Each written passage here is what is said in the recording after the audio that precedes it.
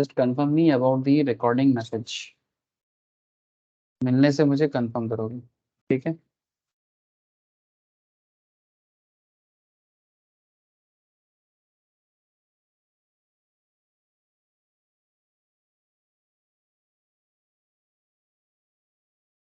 Started sir? Yes, sir. Yes, sir. Okay okay sir, okay.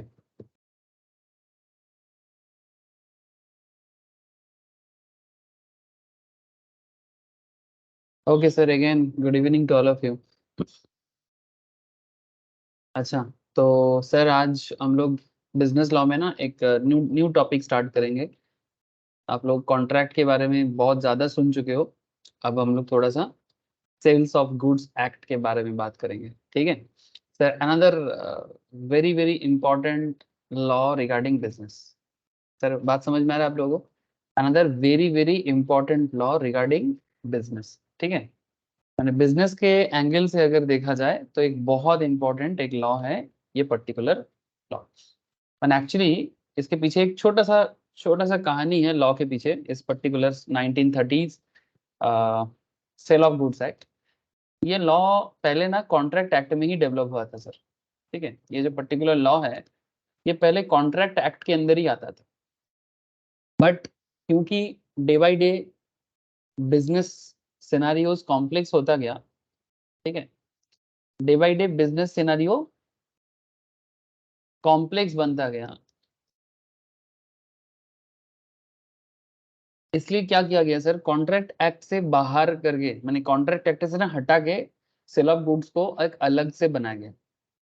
मैंने आपके मन में चल रहा होगा sir basic business contract, basic business contract जो कॉन्ट्रैक्ट एक्ट 1872 में कवर अप किया गया है सर। जिन लोगों का कॉन्ट्रैक्ट एक्ट लाइव क्लास में कंप्लीट हो चुका है वो एंजॉय करें, रिवीजन करें।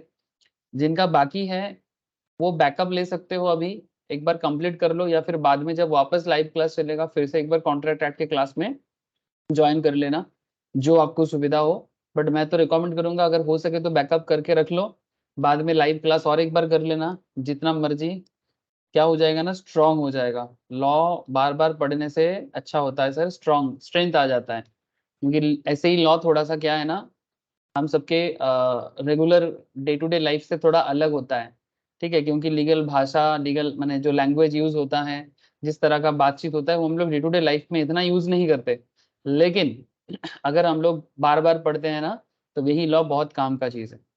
तो मैं जो आपको बता रहा था कि बिजनेस कॉन्ट्रैक्ट में, बिजनेस रिगार्डिंग जितना कॉन्ट्रैक्ट होता है, कॉन्ट्रैक्ट एक्ट 1872, ठीक है, जो प्रीवियस चैप्टर या लॉ में बात कर रहा था आपको बिजनेस लॉ क्लास में, कॉन्ट्रैक्ट एक्ट 1872 आप लोगों को बहुत कुछ सिखाया कि business law regarding various matter, offer, acceptance, ठीक है, प्रॉमिसर, प्रॉमिसी, एग्रीमेंट, एवरीथिंग, हर चीज बताया। इवन बिजनेस मैटर के बारे में, ब्रीच होने से क्या होगा, ठीक है, कंसिडरेशन क्या होता है, वो हर चीज कॉन्ट्रैक्ट एक्ट डिस्कस किया। अब आप बोलोगे सर कि तो सर अगर सब चीज कॉन्ट्रैक्ट एक्ट के अंदर डिस्कस हो ही गया था तो फिर अलग से सेल्स ऑफ गुड्स एक्ट बनाने का जरूरत क्या था? सर आप एक बार ना ये चीज देखो, टाइमलाइन देखो सर। 1872 में ब्रिटिश ने कॉन्ट्रैक्ट एक्ट डेवलप किया इंडिया में, ठीक है सर? ब्रिटिश जमाने का ही है, लेकिन हाँ ऑब्वियसली ब्रिटिश जमाने का है, माने ये नहीं कि हर चीज ब्रिटिश का चीज है, पर ब्रिटिश टाइम से ये लॉ डेवलप होके आ रहा है, ठीक है? मॉडर्न मॉडर्न डे में, मॉडर्न इंडिया में ये सारे लॉ जो है ना ये ब्रिटिश टाइम से चल रहा है, ठीक है? जैसे कि contract act 1872, the Indian contract act, उसी टाइम पे ब्रिटिश ने 1930s में सेल ऑफ गुड्स एक्ट को डेवलप किया। 1930s में ब्रिटिश ने, मैंने ब्रिटेन के अंडर पे थे ना सर हम लोग, अब सबको पता होगा।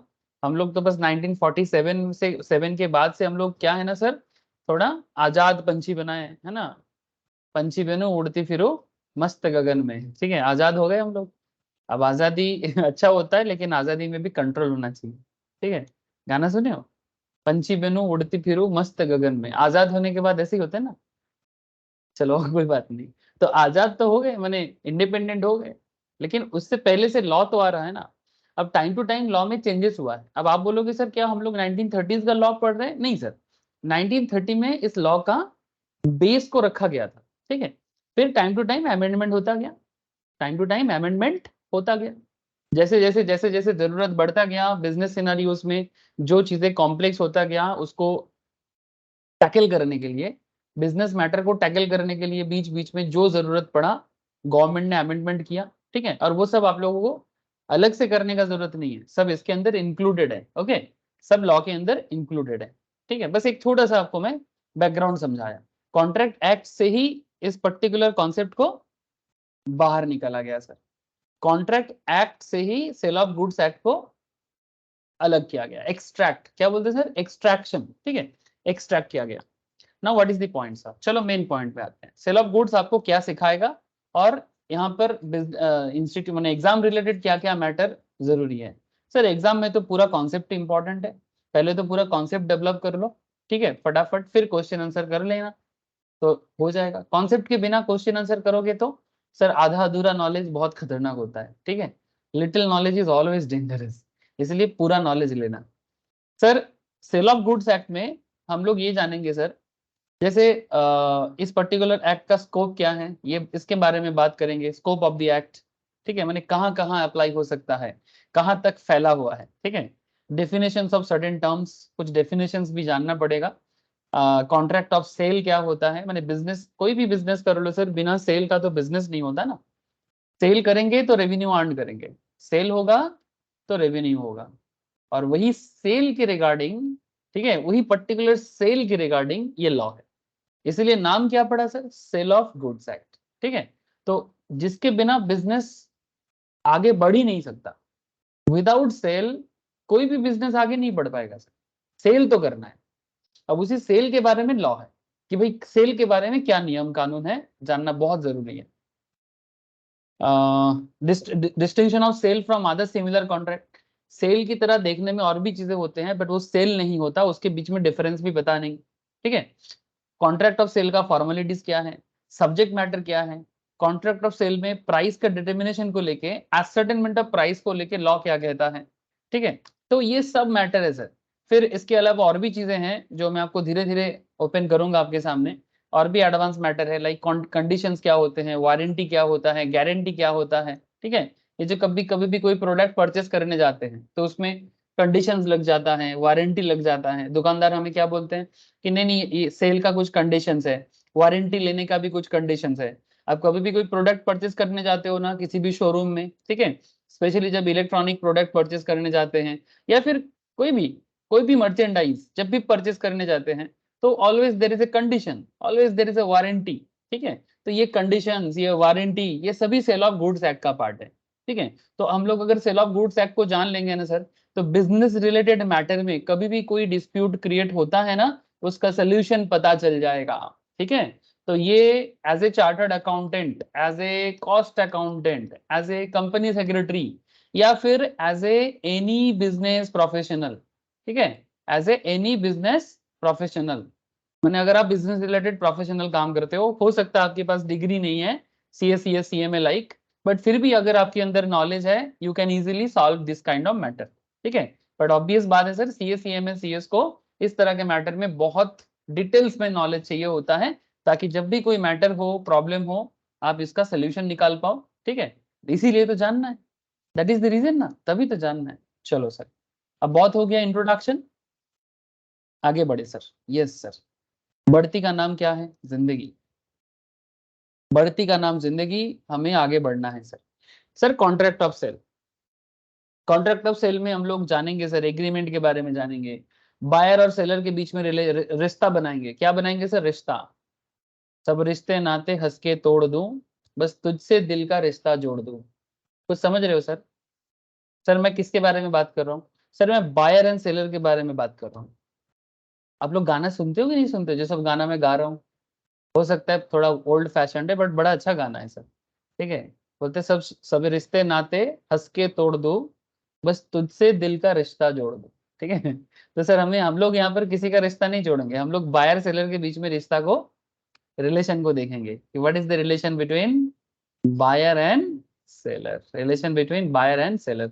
तो ये इनके बीच में ना एग्रीमेंट होता है, और ये एग्रीमेंट के बीच में अगर कभी भी कुछ, क्या बोलते हैं ना उसको, माने अगर कोई भी अनबन हो जाए, अनबन समझते हो, अनबन इन द सेंस कोई डिस्प्यूट क्रिएट हो जाए तो कैसे सुलझना कैसे है, इसको प्रॉब्लम को सॉल्व कैसे करना है, तो एग्रीमेंट बायर सेलर के बीच में। अच्छा, ट्रांसफर ऑफ प्रॉपर्टी, ठीक है, जब कोई गुड्स या प्रॉपर्टी ट्रांसफर होता है उसके बारे में जानना है सर। इमीडिएट ट्रांसफर क्या होता है, येट टू बी ट्रांसफर्ड क्या होता है, we need to know. Immediate transfer होता है, येट टू बी ट्रांसफर्ड होता है। येट टू बी ट्रांसफर्ड माने अभी भी हुआ नहीं, होगा। और इमीडिएट माने अभी का अभी, तुरंत हो गया, ठीक है, तुरंत हो गया, ठीक है। अच्छा, गुड्स के बारे में जानना है सर।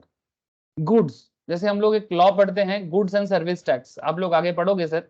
जो लोग इंटरमीडिएट लेवल में पढ़ाई करते हो उनको तो पता ही है, जीएसटी का क्लास करते हैं वो लोग, ठीक है। और जिनका अभी भी फाउंडेशन लेवल चल रहा है, आगे आगे इंटर या फाइनल में आएंगे, तो जीएसटी बोल के एक टॉपिक, एक बहुत इंपॉर्टेंट लॉ है सर, टैक्स लॉ, ठीक है। अब देखो सर, ये गुड्स के बारे में आज आप लोग लॉ में जानोगे, फिर आगे जाके goods and service tax law पढ़ोगे, ठीक है, तब भी गुड्स के बारे में डेफिनेशन जानना होगा। लेकिन हम लोग यहाँ पर सेल ऑफ गुड्स के चक्कर में गुड्स के बारे में जानेंगे, कितना तरह का गुड्स होता है। There is a concept of existing goods, future goods, contingent goods. Sir existing goods का भी ना टाइप्स होते हैं, specific goods, ascertained good, unascertained goods. Sir माथा खराब हो गया इन लोगों का, गुड्स का भी अलग अलग टाइप्स बता रहा है। अरे सर माथा इनका खराब नहीं हुआ, आप आगे आगे देखोगे ना, पता लग जाएगा कि क्यों आपको इतना सारा चीज बताते हैं, ठीक है।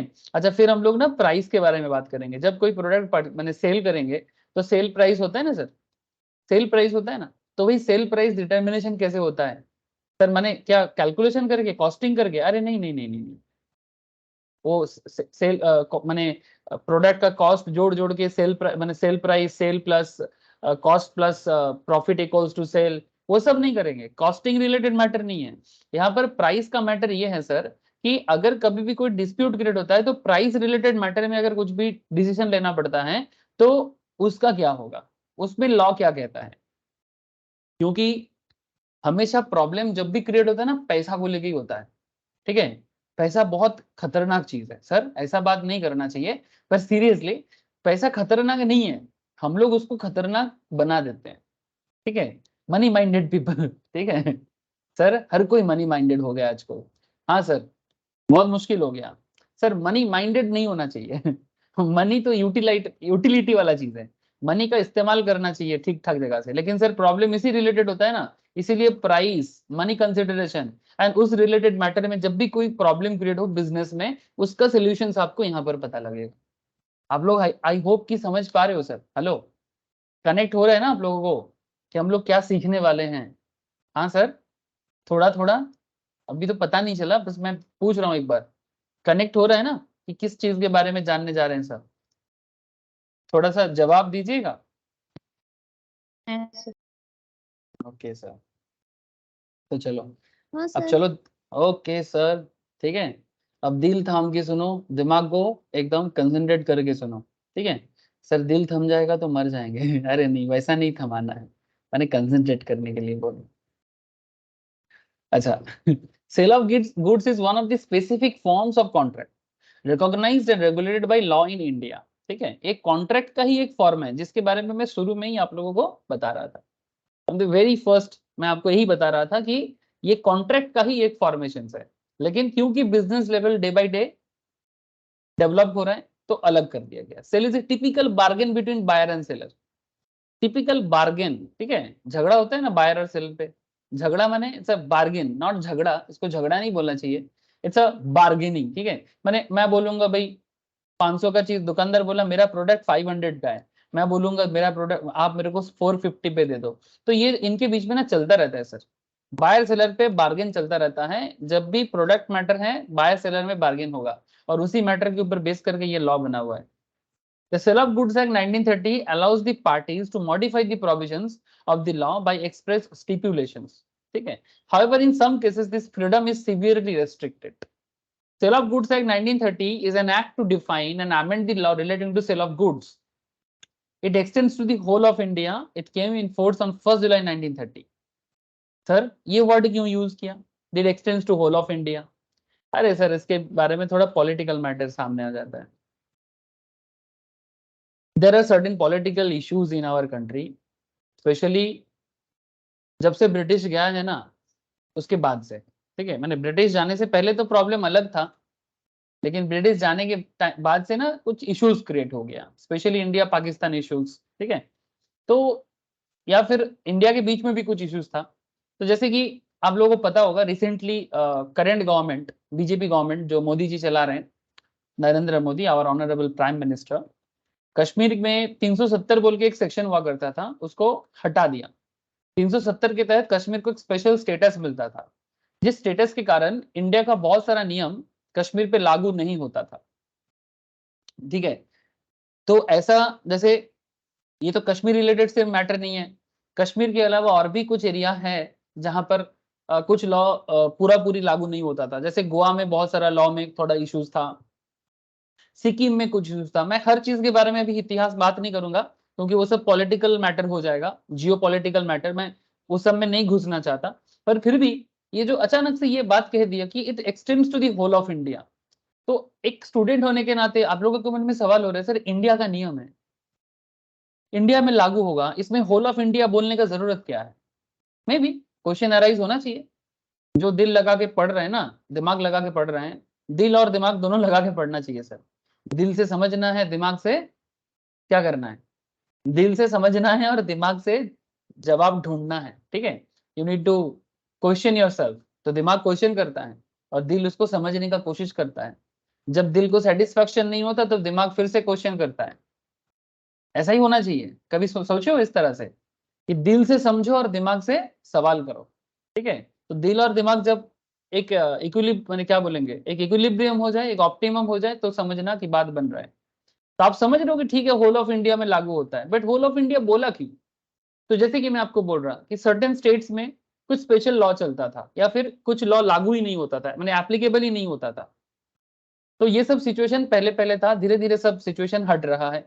कश्मीर जैसा सबसे बड़ा प्रॉब्लम था, उसको करंट प्राइम मिनिस्टर ने ठीक कर दिया, जो आज तक किसी ने करने का क्या बोलेंगे, साहस नहीं बोलना चाहिए, मैंने बीड़ा ही नहीं उठा। साहस तो बहुत छोटा शब्द हो जाएगा, बहुत बड़ी चीज है, because it's a decision making point था, ठीक है। आप लोगों को पता नहीं शायद, फिर से मैं थोड़ा सा पॉलिटिक्स एंड मैटर में चला जाऊंगा। नॉलेज अगर नहीं है तो नॉलेज ले लो सर, उसमें प्रॉब्लम नहीं है। जैसे श्यामा प्रसाद मुखर्जी पहले कांग्रेस के ही थे, इंडिपेंडेंस के बाद, the great Bengali politician sir. Yes sir, Bengali है ना श्यामा प्रसाद मुखर्जी। बंगालीज को पता ही नहीं है इनके बारे में, ठीक है।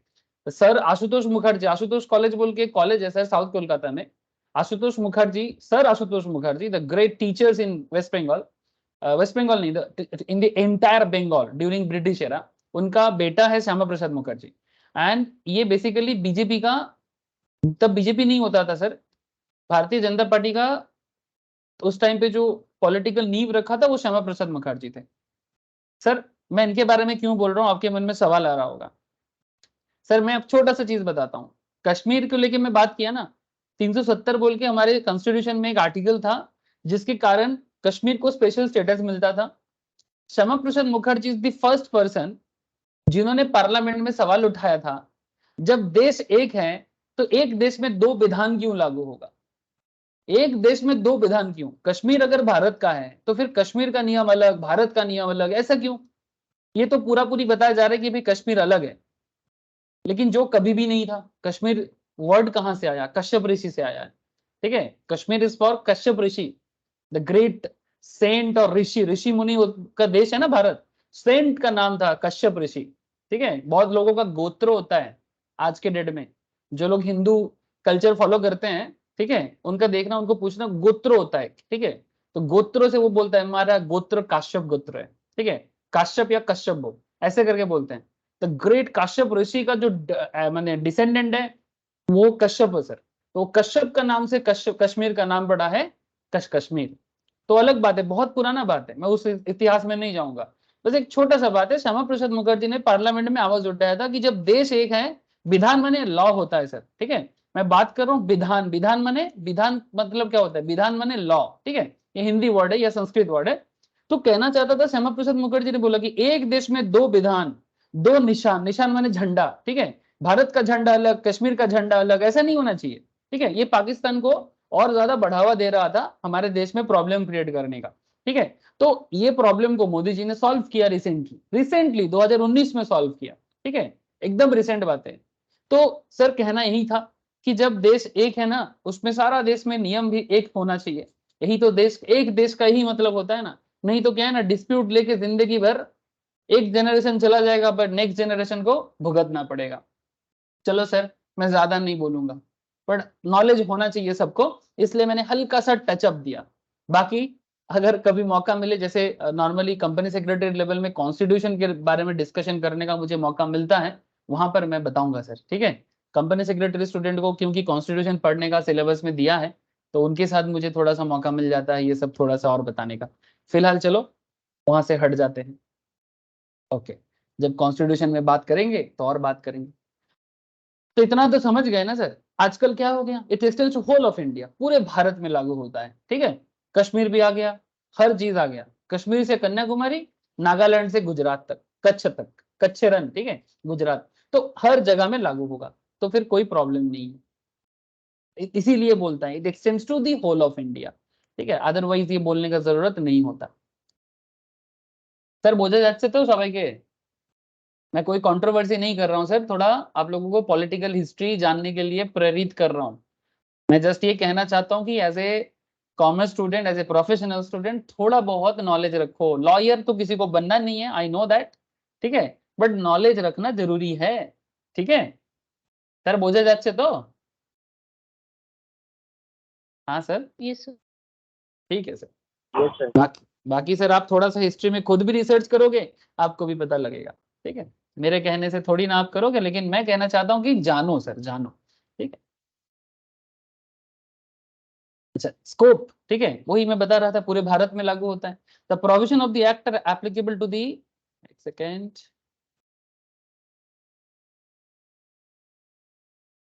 the provisions of the act are applicable to the contract related to the sale of goods, which means movable properties, movable property में लागू होता है। The act is not applicable for the sale of immovable property. इसका मतलब cell of goods act कभी भी जमीन बेचने के टाइम पे लागू नहीं होता, दुकान बेचने के टाइम पे लागू नहीं होता, घर बेचने के टाइम पे लागू नहीं होता। सेल कर रहे हैं हम लोग, घर बेचते हैं, दुकान बेचते हैं, लैंड बेचते हैं, बट सर वो प्रॉपर्टी एक्ट का पार्ट है, ठीक है। इसका अलग लॉ होता है प्रॉपर्टी एक्ट, वो हम लोग यहाँ पर नहीं पढ़ेंगे। सीएस लेवल में जो लोग एग्जीक्यूटिव या फाइनल लेवल पढ़ते हैं उनका प्रॉपर्टी एक्ट का टॉपिक है, ठीक है, बाकी लोगों का नहीं है। वो लोग अगर कभी मौका मिले तो ऐसे ही पढ़ सकते हो। समझ रहे हो ना sir, property act is there, तो प्रॉपर्टी एक्ट में लैंड बेचने का लॉ, दुकान बेचने का लॉ, घर बेचने का नियम के बारे में बातचीत होता है, ठीक है, कि घर बेचेंगे तो उसका क्या है, तो उस प्रॉपर्टी एक्ट का पार्ट है। तो इसलिए इमूवेबल प्रॉपर्टीज जब हम लोग सेल करते हैं तो उसमें सेल ऑफ गुड्स एक्ट लागू नहीं करेंगे, ठीक है। तो फिर कौन से एक्ट में लागू करेंगे sir? Sir movable property, goods, ठीक है, गुड्स जो गुड्स के तौर पे बिकता है मार्केट में, उसके लिए लागू होता है। The general provisions of Indian Contract Act 1872 apply to contract of sale of goods is so far as they are not inconsistent with the express provisions of the Sale of Goods Act। कहना ये चाहता है कि normally 1872 जो act हम लोग recently पढ़े हैं सर, ये वाला क्लास में, वो सारा का सारा नॉर्मली सेल ऑफ गुड्स में भी लागू हो जाता है। जहां पर इनकॉन्सिस्टेंट हो जाता है, माने कॉन्ट्रैक्ट एक्ट जहां पर बिजनेस प्रॉब्लम को, सेल का जो प्रॉब्लम है उसको सॉल्व नहीं कर पाता, वहां पर हम लोग सेल ऑफ गुड्स का सहारा ले लेंगे, ठीक है। नॉर्मली कॉन्ट्रैक्ट एक्ट के थ्रू से बहुत प्रॉब्लम सॉल्व हो जाता है, ठीक है, लेकिन जब कॉन्ट्रैक्ट एक्ट प्रॉब्लम को सॉल्व नहीं कर सकता, इनकॉन्सिस्टेंट हो जाता है, तब हम लोग सेल ऑफ गुड्स का सहारा ले लेंगे। The expression used but not defined the Sale of Goods Act 1930 and defined in the Contract Act 1872 have the meaning assigned to them in that act. The customs and usage will be both the parties if they are reasonable or known to the parties at the time of entering into the contract. Customs and usages माने हर चीज का ना एक प्रथा होता है, एक system follow होता है कंट्री टू कंट्री, जो नॉर्मली इस एक्ट में भी हम लोग लागू करेंगे। अब धीरे धीरे मैं आपको बताता हूं कि क्या चीज है। जैसे कुछ डेफिनेशंस, ठीक है, सबसे पहले जब सेल ऑफ गुड्स पढ़ रहे हैं, क्योंकि ये गुड्स, ये जो एक्ट है सर, ये एकदम प्योर बिजनेस का मैटर है, क्योंकि जब भी बात बिजनेस का होता है, एक साइड में बायर होते हैं, जैसे यहाँ पर आप देख सकते हो, ये एक बायर आ गया, ठीक है, कुछ बाई करना चाहता है, और एक तरफ सेलर है जो कुछ सेल करना चाहता है। बायर एंड सेलर के बीच में एक कॉन्सेप्ट, उसी कॉन्सेप्ट के बारे में ये पर्टिकुलर लॉ को डेवलप किया गया, and that is the main part of this act. So who is buyer, who is seller, कौन है ये बायर, कौन है, इसके बारे में लॉ कुछ बोला है क्या? हाँ, लॉ ने बोला है कि buyer means a person who buys और agree to buy goods. Sir point भी नोटेड ना, जो बाई कर रहा है माने जो अभी खरीद रहा है और जो खरीदने का वादा कर रहा है, दोनों। एग्रीज टू बाई, एग्री माने अभी बाई किया नहीं है बट वादा कर रहा है कि करेगा, ठीक है। तो पर्सन हु बाइज और agrees to by, section 2 subsection 1। Section याद रखेंगे सर, बड़ा काम का चीज है आप लोगों के लिए, ठीक है। एग्जाम में सेक्शन मेंशन करके लिखने से मार्क्स मिलता है, ठीक है। सो सेक्शन याद रखे, सेक्शन 2 सबसेक्शन 1 बायर के बारे में बोला है। सर सेलर कौन है? Sir seller means a person who sells और एग्रीज टू सेल। सर माने माने जो सेल करता है, ठीक है, जैसे ये सेल कर रहा है या फिर सेल करने का वादा करता है कि मैं आपको बेचूंगा, बेचा नहीं पर बेचने का वादा करना भी सेलर है। सेक्शन 2 सबसेक्शन 13, सेक्शन 2 सबसेक्शन 13 माने 13, section 2 subsection 13। The two term buyer and seller are complementary and represent the two parties to a contract to sell of goods। ये complementary है। सर complementary माने क्यों? जैसे जब हम लोग यूज करते हैं हस्बैंड, तो किसका husband sir? Sir point to be noted, मैंने एक गजब वर्ड यूज किया। जब हम लोग बोलते हैं कि मेरा हस्बैंड, कौन बोल रहा है? एक वाइफ कह सकता है कि उसका हस्बैंड। सिमिलरली उल्टा भी होता है, जब हम लोग बोलते हैं वाइफ, किसका वाइफ? तब हस्बैंड बोलते हैं मेरा वाइफ। सर हस्बैंड वाइफ के साथ सेलर बायर का क्या रिश्ता? अरे कोई रिश्ता नहीं है, कॉम्प्लीमेंट्री। हस्बैंड एक वाइफ एक दूसरे को कॉम्प्लीमेंट करता है। सर हम लोग तो हस्बैंड वाइफ नहीं है, अरे कोई बात नहीं सर, गर्लफ्रेंड बॉयफ्रेंड बन जाओ, ठीक है, सबका आजकल मिलता भी है, होता भी है। समझ रहे हो ना? मैं कहना यह चाहता हूं कि सर कॉम्प्लीमेंट करना, जैसे बायर कब बोलते हैं, ठीक है, जब कोई बोलते हैं गर्लफ्रेंड तो ऑब्वियसली उसका कोई बॉयफ्रेंड होगा, या कोई अगर बोलते हैं बॉयफ्रेंड है मेरा तो फिर उसका कोई गर्लफ्रेंड होगा। सिमिलरली जब कोई बोलते हैं कि मेरा बायर है, ठीक है, जब कोई बोलता है कि मैं बायर हूं तो फिर ऑब्वियसली उसका कोई सेलर होगा, या फिर जब कोई बोलता है कि मैं सेलर हूं तो ऑब्वियसली उसका कोई बायर होगा। एक दूसरे को कॉम्प्लीमेंट करता है, इसीलिए ये वर्ड यूज किया। Buyer and seller are complementary and represent the two parties to a contract of sale of goods. Both the terms are however used in a sense wider than their common meaning. माने सिर्फ buyer and seller का जो normal मतलब होता है law में, उसका use उससे भी बड़ा है। मैं आगे आगे आपको बताऊंगा। Not only the person who buys, जो खरीद रहा है, but also the one who agrees to buy. इसलिए बोला मैं आपको, जो खरीद रहा है वो भी बायर है और जो खरीदने का एग्रीमेंट कर रहा है, ठीक है, वो भी, मैंने अभी खरीदा नहीं, खरीदेगा, वो भी बायर, ठीक है। Similarly seller means not only person who sells but also a person who agrees to sell. जो एग्रीमेंट कर दे कि मैं सेल करूंगा फ्यूचर में, फ्यूचर में, हाँ sir this is the future, भविष्य में सेल करूंगा, ये वादा करना भी, ये वादा करना भी सेलर हो जाता है। सर ऐसा बात है क्या? अरे सर कितना बड़ा बात है, आपको मैं क्या बताऊं। चलो थोड़ा सा मैं आपसे ना ये सेल और एग्रीमेंट टू सेल के बारे में थोड़ा बात कर ही देता हूँ। ऐसे तो आगे आपको डेफिनेशन मैंने डिफरेंस दिखेगा, ठीक है। देयर इज अ बिग मैंने important concept, sale and agreement to sell, ठीक है। ये देखो what is sale and what is agreement to sell. मैं थोड़ा आइडिया अभी दे देता हूँ आपको, ठीक है, क्योंकि बात जब छेड़ ही गया तो फिर थोड़ा उसमें बहस हो जाता है ना। बहसबाजी अच्छा लगता है इंडियंस को, जानते हो ना। हर भारतीय को कुछ अच्छा लगे ना लगे, बहसबाजी करना अच्छा लगता है, specially in our West Bengal, ठीक है। चाय की दुकान में हर कोई एकदम नेता बन जाता है, तो मेरा भी आदत है सर, मैं भी कर लेता हूँ आपसे बहस, ठीक है। ओके सर, मजा आ जाएगा, चलो। अच्छा, जैसे एक किस तरह का एग्जांपल दूं? एक होता है इजी टाइप का भी बोल सकता हूँ मैं आपको, और एक टफ टाइप का भी बोल सकता हूँ। टफ वाला बोलूं पहले? चलो टफ वाला बोलते हैं। क्या बोला जाए, क्या बोला जाए? चलो मेरे को ना दिमाग में, ऐसे आप लोग जानते हो मेरे दिमाग में स्टॉक मार्केट थोड़ा घूमता है, तो स्टॉक मार्केट घुमाया जाए। एक सेकेंड रुको। स्टॉक मार्केट में एक्चुअली ये फ्यूचर सेल होता है। सर ऐसा होता है क्या? अरे होता है, तभी ना बता रहा हूँ आपको।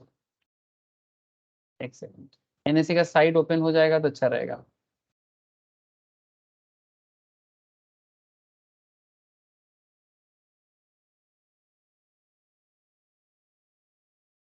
इसको ना डेरिवेटिव मार्केट भी बोलता है।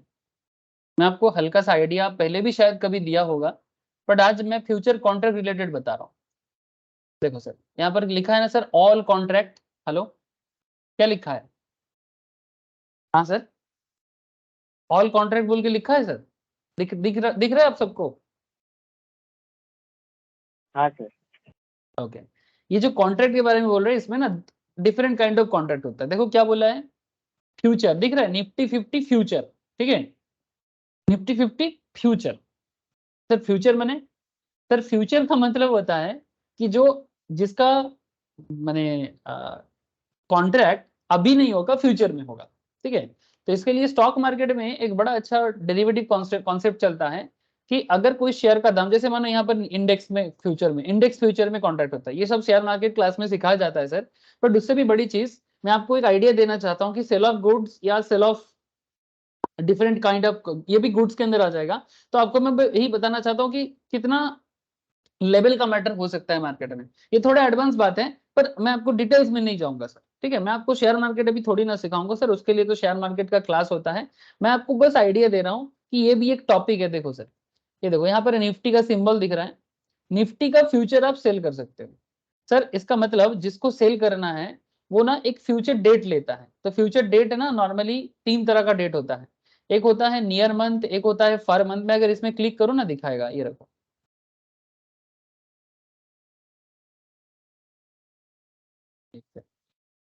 जस्ट देखो, अभी मैं कुछ ज्यादा नहीं बोलूंगा, जस्ट देखने के लिए दिखा रहा हूं।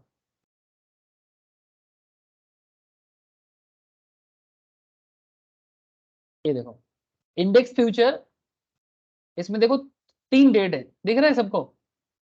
हेलो, जैसे 3 डेट, 30 नवंबर, 28 दिसंबर एंड 25 जनवरी। दिख रहा है ना? अरे थोड़ा बोलो सर, क्योंकि मैं लिटिल बिट कॉम्प्लेक्स मैटर में बात कर रहा हूँ।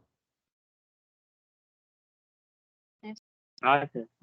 सर इसको बोलते हैं 30 नवंबर, माने इसको बोलते हैं नियर मंथ कॉन्ट्रैक्ट, इसको बोलते हैं मिड मंथ कॉन्ट्रैक्ट, एंड ये जो 25 जनवरी है इसे बोलते हैं फार मंथ कॉन्ट्रैक्ट। तो एक्चुअली में क्या होता है, जो भी बंदा, जिसको लगता है कि जैसे निफ्टी का भी चल रहा है 19484, जो लोग थोड़ा बहुत भी स्टॉक मार्केट के बारे में खबर रखते हो उनको पता जरूर है। तो अगर किसी को लगता है कि शेयर मार्केट आगे बढ़ेगा, ठीक है, जैसे ये फ्यूचर का प्राइस है, ऐसे नॉर्मल प्राइस, जैसे ये नॉर्मल प्राइस जो है मार्केट में वो भी दिखता है। तो अगर किसी को लगता है कि शेयर मार्केट में आगे ग्रोथ है, ठीक है, तो वो फ्यूचर बाई करता है। अगर किसी को लगता है शेयर मार्केट में ग्रोथ नहीं है, तो वो फ्यूचर सेल करता है। तो आज के डेट में खड़े होके आप फ्यूचर सेल भी कर सकते हो, आप फ्यूचर बाई भी कर सकते हो।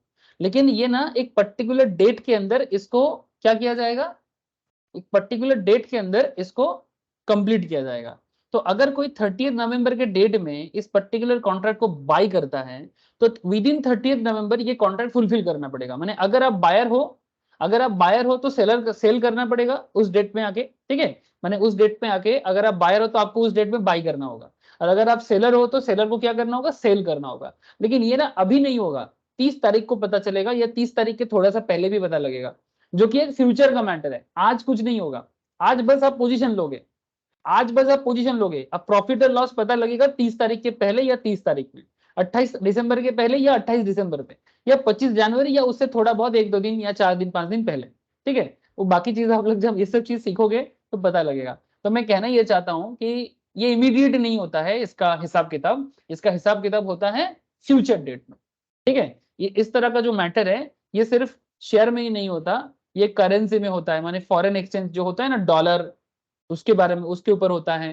कमोडिटी के ऊपर होता है। कमोडिटी क्या होता है सर, जैसे गोल्ड हो गया, जैसे क्रूड ऑयल हो गया, ठीक है, जैसे बुलियन हो गया, सीमेंट हो गया, मसाला हो गया, इसके ऊपर होता है। इंटरेस्ट रेट के ऊपर होता है, ठीक है। माने हम लोग फ्यूचर कॉन्ट्रैक्ट कर सकते हैं। इसके लिए आपको इकोनॉमी, मार्केट, हर चीज का नॉलेज गैदर करना पड़ता है, तब जाके आप इस तरह का ट्रेडिंग एक्टिविटी को समझ सकते हो, ठीक है। It's a huge world sir, it's a huge world. आप लोगों को पता ही नहीं है कि आप क्या कर रहे हो। कॉमर्स के स्टूडेंट को पता ही नहीं है वो क्या चीज पढ़ता है, वो बस पढ़ रहा है, क्या पढ़ रहा है, कॉमर्स पढ़ रहा है। क्यों पढ़ रहा है? क्योंकि साइंस नहीं मिला। यही है ना सर? आप में से कितना लोग ऐसे हो जो साइंस नहीं मिला बोल के कॉमर्स पढ़ते हो? सच बताना।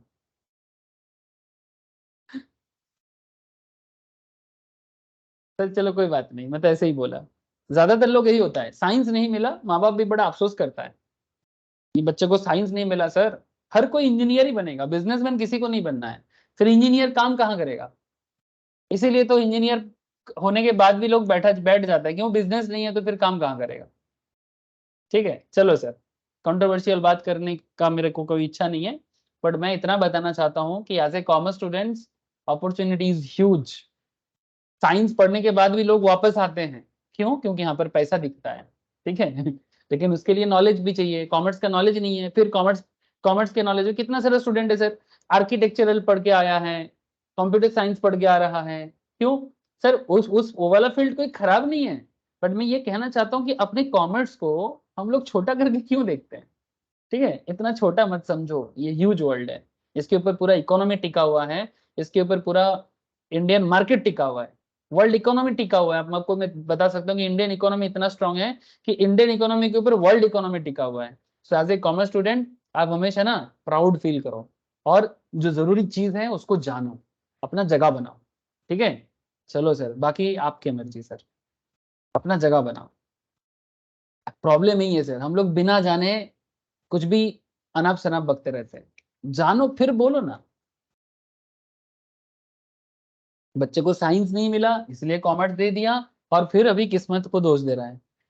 चलो कोई बात नहीं सर, पॉइंट समझ में आ गया। अब क्या है, मैं आपको एक आइडिया दिया कि फ्यूचर कॉन्ट्रैक्ट माने ये ना एग्रीमेंट कर रहे हैं आजकल। एग्रीमेंट होगा, फिर एक पर्टिकुलर डेट के बाद वो एग्रीमेंट को एग्जीक्यूशन किया जाएगा। तो जो सेल हो रहा है शेयर मार्केट में, एक ऐसा भी होता है कि ऑन द स्पॉट होता है, तो वो एकदम प्योर सेल हो गया, एकदम माने क्या बोलेंगे उसको, that is called immediate sale. ठीक है, और एक होता है जो फ्यूचर में होगा, ऐसा ऑप्शन ट्रेडिंग भी होता है। मैं उतना डिटेल्स में नहीं जाना चाह रहा हूँ, बस आइडिया दिया।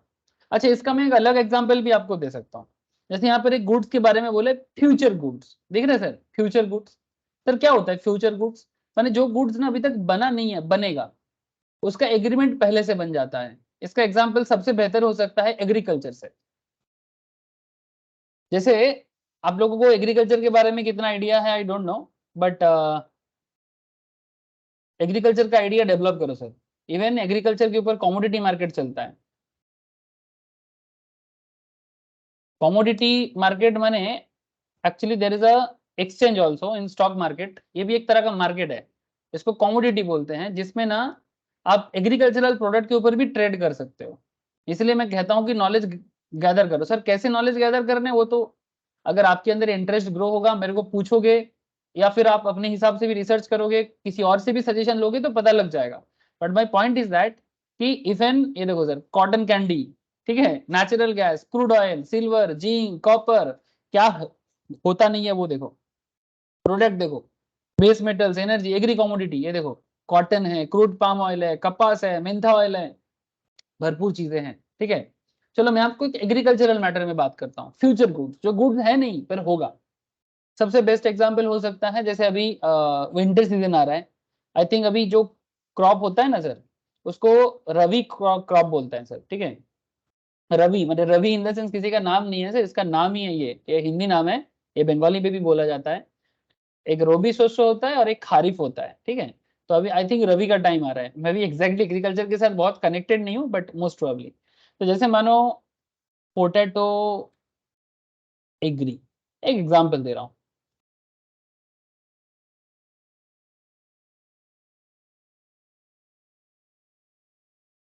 वेस्ट बंगाल में बहुत हाई क्वालिटी पोटैटो होता है, इतना तो मैं आपको बता दूं। Sir what is the point, main point ये है कि सपोज आज अगर आप पोटैटो लगाते हो ना सर, तो ये पोटैटो 3 महीना टाइम लगता है। अगर किसी को आइडिया है उसको जरूर पता होगा, एटलीस्ट 3 मंथ्स टाइम लगता है एक पोटैटो लगाने के बाद उसको पाने के लिए। मानो कि आप में से कोई चिप्स मैन्युफैक्चरर हो, और मेरे पास चिप्स मैंने आलू चिप्स, ठीक है, लेस कुरकुरे, लेस जैसे होता है ना, लेस चिप्स का मैन्युफैक्चरर हो आप में से कोई, और मेरे पास है ना पोटैटो का खेती। ठीक है, मैं एग्रीकल्चर करता हूँ पोटैटो का। तो आपको क्या करना है, आप पहले से ना आलू बुक कर लोगे। ठीक है, इसको बोलेंगे फ्यूचर एग्रीमेंट। तो मानो अभी नवंबर चल रहा है, नवंबर में आप मेरे पास आओगे, आके बोलोगे कि सर कि मेरे को पोटैटो चाहिए, मेरे को मैन्युफैक्चर करना है, चिप्स बेचना है, क्योंकि मैं लेस कंपनी का प्रोडक्ट बनाता हूँ। आपके पास लेस का लाइसेंस है, तो आप लेस का चिप्स बना के मार्केट में बेचते हो। आप मेरे पास आ गए, आप मेरे को बोला कि ये पूरा 1 एकड़ जमीन है मेरा, मानो, ठीक है, आई हैव 1 एकड़ जमीन। ये 1 एकड़ जमीन में मैं जितना खेती किया, ये मेरे साथ आप कॉन्ट्रैक्ट फार्मिंग कर लिए। क्या कर लिए सर? कॉन्ट्रैक्ट फार्मिंग, ठीक है। कॉन्ट्रैक्ट फार्मिंग में क्या होता है कि ये सारा आलू आप ही लेके जाओगे, क्योंकि आप बड़ा कंपनी हो, आप ही लेके जाओगे।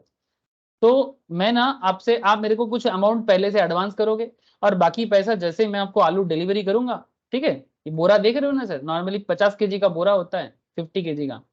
तो जैसे ये आलू मैं आपको डिलीवर करूंगा, आप मेरे को बाकी पेमेंट कर देना। से फॉर एग्जाम्पल इस मेरा 1 एकड़ जमीन में करीब 50 लाख का, मानो, मेरे को एग्जैक्ट आइडिया नहीं है सर, फिर भी मैं एक आइडिया दे रहा हूँ, मानो कि 50 लाख का आलू मैंने यहाँ पर खेती किया। तो आपने मेरे को मानो कि पहले 10 लाख दे दिए थे, और बाकी 40 लाख आप मेरे को फार्मिंग कंप्लीट होने के बाद पेमेंट करोगे, ठीक है। तो ये आपने जब मेरे को ये काम दिया था, तो क्या तुरंत मैंने आपको आलू दे दिया था कि भाई अभी 10 लाख दिया और मैंने आपको तुरंत डिलीवरी भी कर दिया? Please tell me. जैसे ही लेज लेज कंपनी ने मेरे को 10 लाख दिया, क्या मैंने तुरंत उनको आलू दे दिया? या मैं बोला कि भाई आलू तो अभी बन रहा है, ठीक है, इसको उगने में टाइम लगेगा, फिर इसको निकालने में टाइम लगेगा, तो अप्रोक्स 3 मंथ का टाइम पीरियड लगेगा। तो ये जो एग्रीमेंट बन रहा है ना, इसे सेल नहीं कहते, इसे एग्रीमेंट टू सेल कहते हैं। बात क्लियर है सर?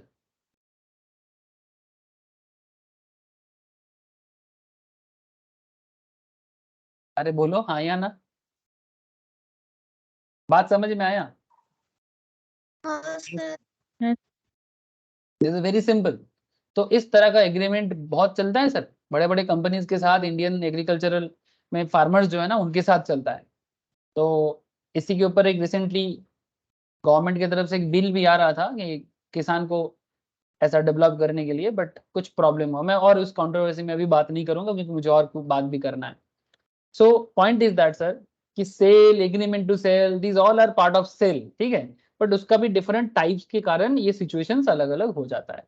तो सेलर, इसीलिए यहाँ पर बोला है sir, in a common meaning, buyer and seller का मतलब सिर्फ बाई सेल नहीं है, उससे भी बड़ा है। जो बाई कर लिया या जो बाई का एग्रीमेंट कर रहा है वो भी बायर है, जो सेल कर लिया या जो सेल का एग्रीमेंट कर रहा है वो भी सेलर है। It's a wider term, it's not a narrow term, it's a wider term. Wide माने इसका स्कोप बहुत बड़ा है sir. Goods means every kind of movable property other than actionable claim and money. Sir actionable claim जैसे कि insurance claim, ठीक है, या फिर जैसे मानो लॉटरी में कोई कुछ जीत रहा है, ठीक है, ये सब चीजों को एक्शनेबल क्लेम बोलते हैं, कि आपको मिलेगा, आप उसका, आप उनसे बोलोगे, जैसे रेंट, किसी को रेंट पाना है, ठीक है, उसको गुड्स नहीं कहते। इंश्योरेंस को, इंश्योरेंस क्लेम को, रेंट क्लेम को, ठीक है, या फिर कोई लॉटरी क्लेम को, उसे गुड्स नहीं कहते। Goods means every kind of movable property other than actionable claim and money. Money is not goods, point to be noted sir. Money is also not goods. ये जो पैसा है ना, जो पैसा को लेके हम लोग काम करते हैं, ये लीगल टेंडर है। अच्छा, अगर कोई पैसा एंटिक हो गया है, जैसे पुराने जमाने का कोई पैसा है, वो भी पैसा था एक जमाने में, बट वो पुराना करेंसी है ना, वो एंटिक बन जाता है। मानो किसी के पास 1950s के जमाने का कोई कॉइन या नोट मिला है, वो नोट आजकल नहीं चलता है, ठीक है, या वो कॉइन आजकल नहीं चलता है, लेकिन वो एंटिक बन गया है, तो वो भी एज गुड्स बिक सकता है। लेकिन जो मनी लीगल टेंडर है, लीगल टेंडर माने जो अभी मार्केट में इजीली लीगली ट्रांजेक्शन होता है, जो गवर्नमेंट ने बोला है कि this is a legal tender, तो जिसका लीगल टेंडरिंग होता है वही मनी। तो मनी गुड्स नहीं है। इसलिए बोला कि what is the meaning of goods sir? Goods means every kind of movable property other than actionable claim and money, इनको छोड़ के, and include stock and shares, ठीक है, include stock and shares. Stock share is a goods, growing crops is a goods, grass is a goods, grass is also good sir. Growing crop तो मैंने दिखाया आपको, अभी आलू आलू दिखा रहा था आपको, ठीक है, पोटैटो का। Grass is also good sir. घास भी बिकता है क्या? अरे बहुत बिकता है। नॉलेज होना चाहिए, घास का नॉलेज होना चाहिए सर। क्या क्या बताते हो? ग्रास प्राइस, चलो, कितना ग्रास, ग्रास का भी टाइप्स होते हैं सर। जैसे ये देखो सर, आजकल गार्डनिंग होता है ना, लॉन ग्रास मिलता है, ठीक है, आर्टिफिशियल भी होते हैं, नेचुरल भी होते हैं। नेचुरल ग्रास का कारपेट होता है, ठीक है, लोग अपने घर के आंगन में बिछाते हैं सर। इंडिया मार्ट में आप इसका देख सकते हो। अच्छा, पॉलीप्रोपिलीन भी होते हैं, नेचुरल ग्रीन भी होता है, और नेचुरल ग्रास भी मिलता है। ये तो नेचुरल नहीं है, कुछ नेचुरल भी होते हैं, ठीक है, कुछ नेचुरल भी होते हैं। तो इट्स डिपेंड्स। अच्छा, उसके उससे भी बड़ा चीज कि ये जो पिच बनता है ना सर, जैसे मानो अभी वर्ल्ड कप चल रहा है, वर्ल्ड कप में पिच बना जाता है। जैसे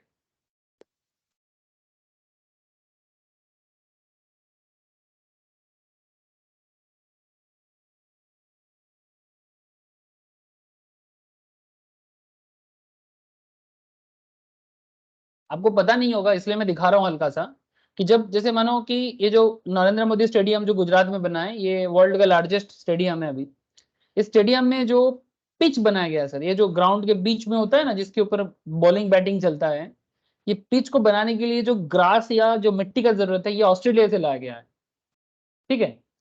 कुछ इंडिया से भी लेते हैं, लेकिन ग्रास लाया जाता है सर। जैसे ये जो ग्राउंड में जो ग्रास है ना, ये भी बाहर से लाया गया। ये जो स्टेडियम में ग्रास देख रहे हैं ना, ये ग्रास ग्रास का बीज होता है, और ग्रास भी होता है, इसको बाहर से लाया गया है, तभी ये इतना ब्यूटीफुल भी दिख रहा है। कुछ क्वालिटीज होते हैं सिर्फ ग्रास का, डिपेंड करता है, अलग अलग कंट्रीज में मिलता है। इंग्लैंड का ग्रास भी बड़ा क्वालिटी वाला होता है। तो अब जहां ग्रास अच्छा होगा, वहां का ग्रास मार्केट में बिकेगा। इवन हमारे पूजा में यूज होते दुर्वा घास, उसका भी कोलकाता में क्या वैल्यू हो गया सर। दुब्बा घास हमारे नॉर्मल इंडियन कल्चर में जो पूजा वगैरह होता है ना, तो पूजा में दुर्बा घास बोल के घास होता है। मे भी आप लोगों को नॉलेज हो भी सकता है, ना भी हो सकता है। बिना दुर्बा का पूजा नहीं होता, ठीक है, तो उसको दुर्बा घास बोलते हैं। नॉर्मली हमारे किसी के भी घर के आंगन में दिख जाता है सर, अगर मिट्टी है तो वो दुर्बा घास बड़ा शुद्ध माना जाता है, और उसको पूजा में यूज किया जाता है, क्योंकि नेचुरल चीजों से ज्यादातर पूजा होता है। तो उसमें देखेंगे कि दुर्बा घास, तो जब हम लोग गांव साइड में जाते हैं, वहां पर तो फ्री में मिलता है सर, हर किसी के घर के आंगन में है। कोलकाता में एक आंटी दुर्गा घास, जिसमें कितना बोलूंगा, मैंने एक उंगली के साइज के जितना सा थोक होता है, वो खरीदने जाते हैं, 10 टका करके ले लेता है। क्या बोलूं आपको। चलो, किस्मत ही खराब है सबका, कि जिस चीज का मार्केट मतलब जो नेचुरली मिल जाना चाहिए, वो दाम देके खरीदना पड़ता है। Okay sir, I hope you understand कि ग्रास का वैल्यूएशन क्या हो सकता है, करोड़ों दाम हो सकता है। इसीलिए ग्रास को भी गुड्स बोला गया। एंड थिंग्स अटैच टू और फार्मिंग पार्ट ऑफ लैंड, माने कोई लैंड के साथ जुड़ा हुआ है, कुछ लैंड के साथ जुड़ा हुआ चीज मार्केट में बिक रहा है, तो उसे भी गुड्स कह सकते हैं। Which are agreed to be served before sale और under the contract of sale. माने लैंड के साथ जुड़ा हुआ कोई चीज है ना, नॉर्मली लैंड सेलिंग नहीं सर, लेकिन कोई पर्टिकुलर मैटर जो लैंड के साथ जुड़ के फॉर्मिंग पार्ट ऑफ लैंड है, उसको भी बेचने जाएंगे तो वो भी गुड्स में कन्वर्ट हो सकता है। डिपेंड करता है situation to situation. Actionable claim are claims which can be enforce only by an action और सूट। जैसे अगर किसी को कोई लीगल क्लेम मिलता है, ठीक है, जैसे लीगल क्लेम होता है ना, कि कोई किसी को ठोक दिया, फिर वो कोर्ट में जाके क्लेम कर दिया कि भाई देखो मेरे को मारा है, पीटा है, तो मेरे को क्लेम चाहिए, तो उसे एक्शनेबल क्लेम रहता है। तो एक्शनेबल क्लेम गुड्स नहीं है। किसी का मार्केट में डेब्ट है, फॉर एग्जाम्पल डेब्ट is not a movable property और गुड्स। मानो आपने किसी को लोन दिया था, ठीक है, आपने किसी को पैसा दिया था, वो आपको वापस नहीं किया, तो आप उनके ऊपर एक्शन ले रहे हो कि भाई मेरा पैसा वापस दो, तो ये this is not a goods. Okay, इस तरह का। इवन एफडीआर, बैंक पे जो एफडीआर होते हैं, ठीक है, उसे गुड्स कहते हैं। If fixed deposit receipts are considered as goods under section 176 of the Indian contract act, जिसको section 2 subsection 7 of sale of goods act के साथ पढ़ा जा रहा है। बैंक में जो फिक्स्ड डिपॉजिट रिसिप्ट होते हैं वो गुड्स है, लेकिन actionable claim is not goods. डेब्ट is not a movable property और गुड्स। डेब्ट is not a movable property और गुड्स। डेब्ट मूवेबल प्रॉपर्टी नहीं है और वो गुड्स नहीं। ये कुछ एक्सेप्शनल सिचुएशंस आपको देखने को मिल रहा है। सो मेरा कहने का मतलब इतना है कि as per section 2 subsection 7, as per section 2 subsection 7, goods क्या है इसका एक अच्छा खासा आइडिया जरूरी है सर। सेल ऑफ गुड्स पढ़ेंगे और गुड्स क्या है नहीं जानेंगे तो बहुत खराब हो जाएगा सर। तो फिर मैं एक बार फिर से आपको गुड्स का डेफिनेशन पढ़ के सुनाता हूँ। Goods means every kind of movable property other than actionable claim and money, include stock and share, growing crop, grass, things attached to और forming part of land which are agreed to be severed before sale or under the contract of sale, section 2 subsection 7. Okay, actionable claim क्या है आपको अलग से बोल दिया। Goods include both tangible goods and intangible goods. आप लोग जो लोग अकाउंटेंसी पढ़ चुके हो उनको पता है कि टैंजिबल क्या होता है और इंटेंजिबल क्या होता है, ठीक है। Goods include both tangible as well as intangible. Intangible में जैसे goodwill, copyright, patent, trademark etcetera, ये सब भी गुड्स के अंदर काउंट होता है, क्योंकि ये भी मार्केट में बिकता है।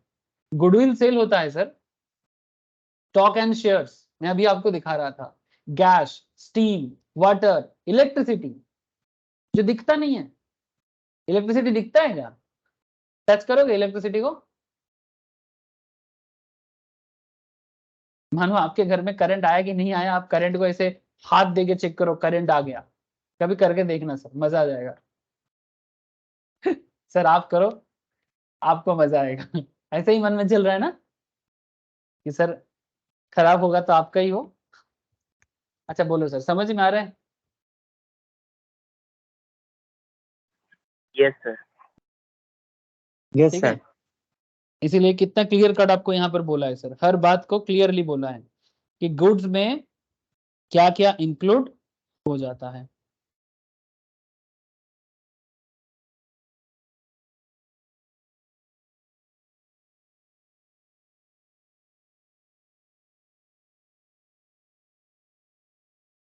ठीक है, तो goods includes both tangible goods as well as intangible goods. यहाँ पर सिंप्लीफाई किया है sir, goods means every kind of movable property other than actionable claims, money in circulations. ठीक है, अदर देन में बोला है ना, एक्शनेबल क्लेम को छोड़ के सर्कुलेशन मनी को छोड़ो, include stock shares, growing crop, grass and things attached to और forming part of land which agreed to be separate. Goods में भी अलग अलग क्लासिफिकेशन दिया है सर आपको कि क्या क्या कितना तरह का गुड्स होता है। जैसे गुड्स में existing goods, future goods, contingent goods, specific goods. अच्छा, एग्जिस्टिंग के अंदर स्पेसिफिक, असर्टेंड, अनअसर्टेंड। तो चलो देख लेते हैं फटाफट एग्जिस्टिंग गुड्स क्या है।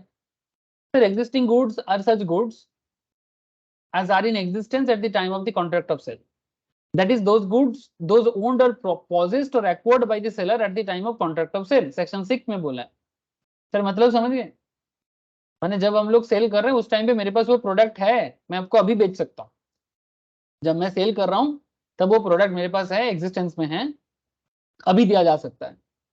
Such goods are in existence at the time of contract of sale. That is those owned or possessed or acquired by the seller at the time of contract of sale.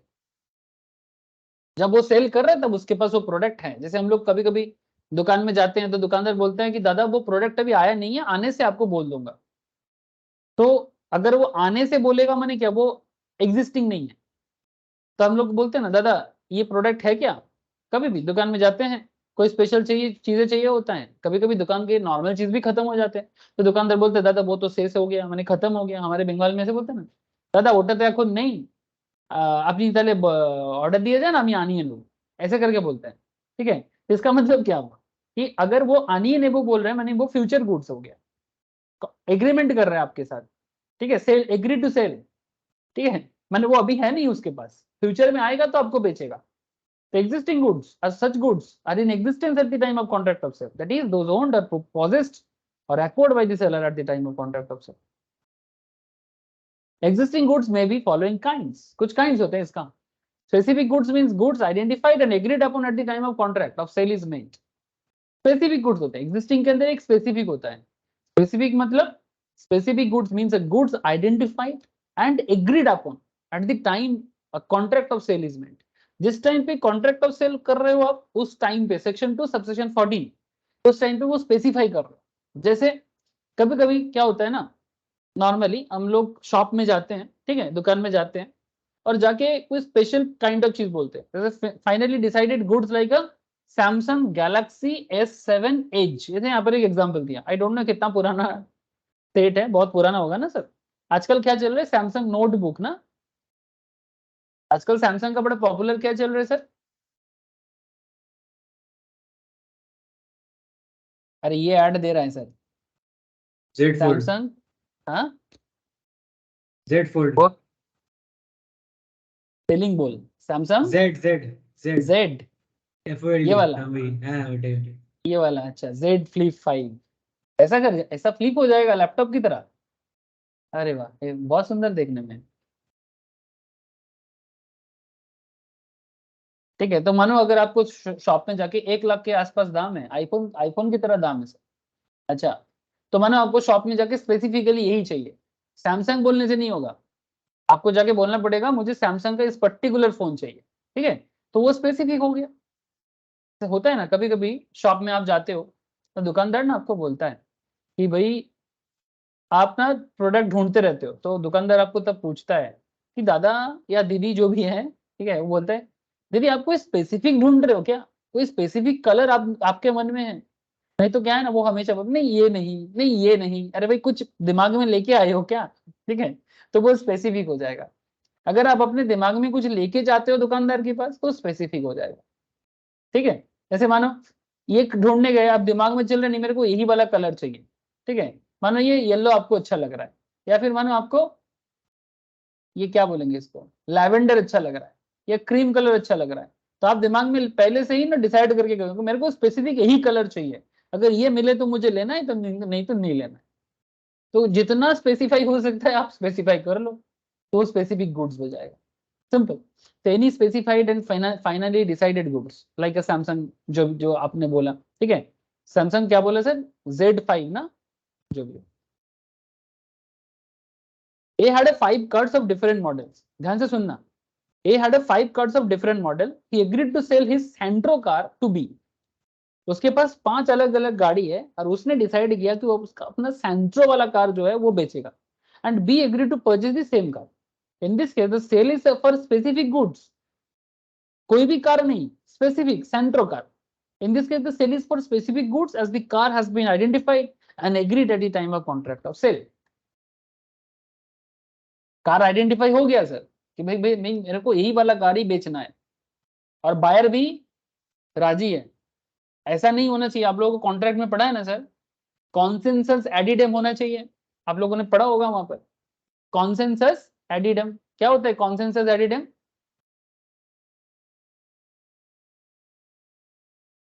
हाँ sir, what is consensus एडिडम, बोलो। agreeing upon the same thing in the same sense. Thank you sir, agreeing upon the same thing on the same sense. ठीक है, उसको कहते हैं consensus एडिडम, ये हम लोग कॉन्ट्रैक्ट एक्ट में पढ़े हैं।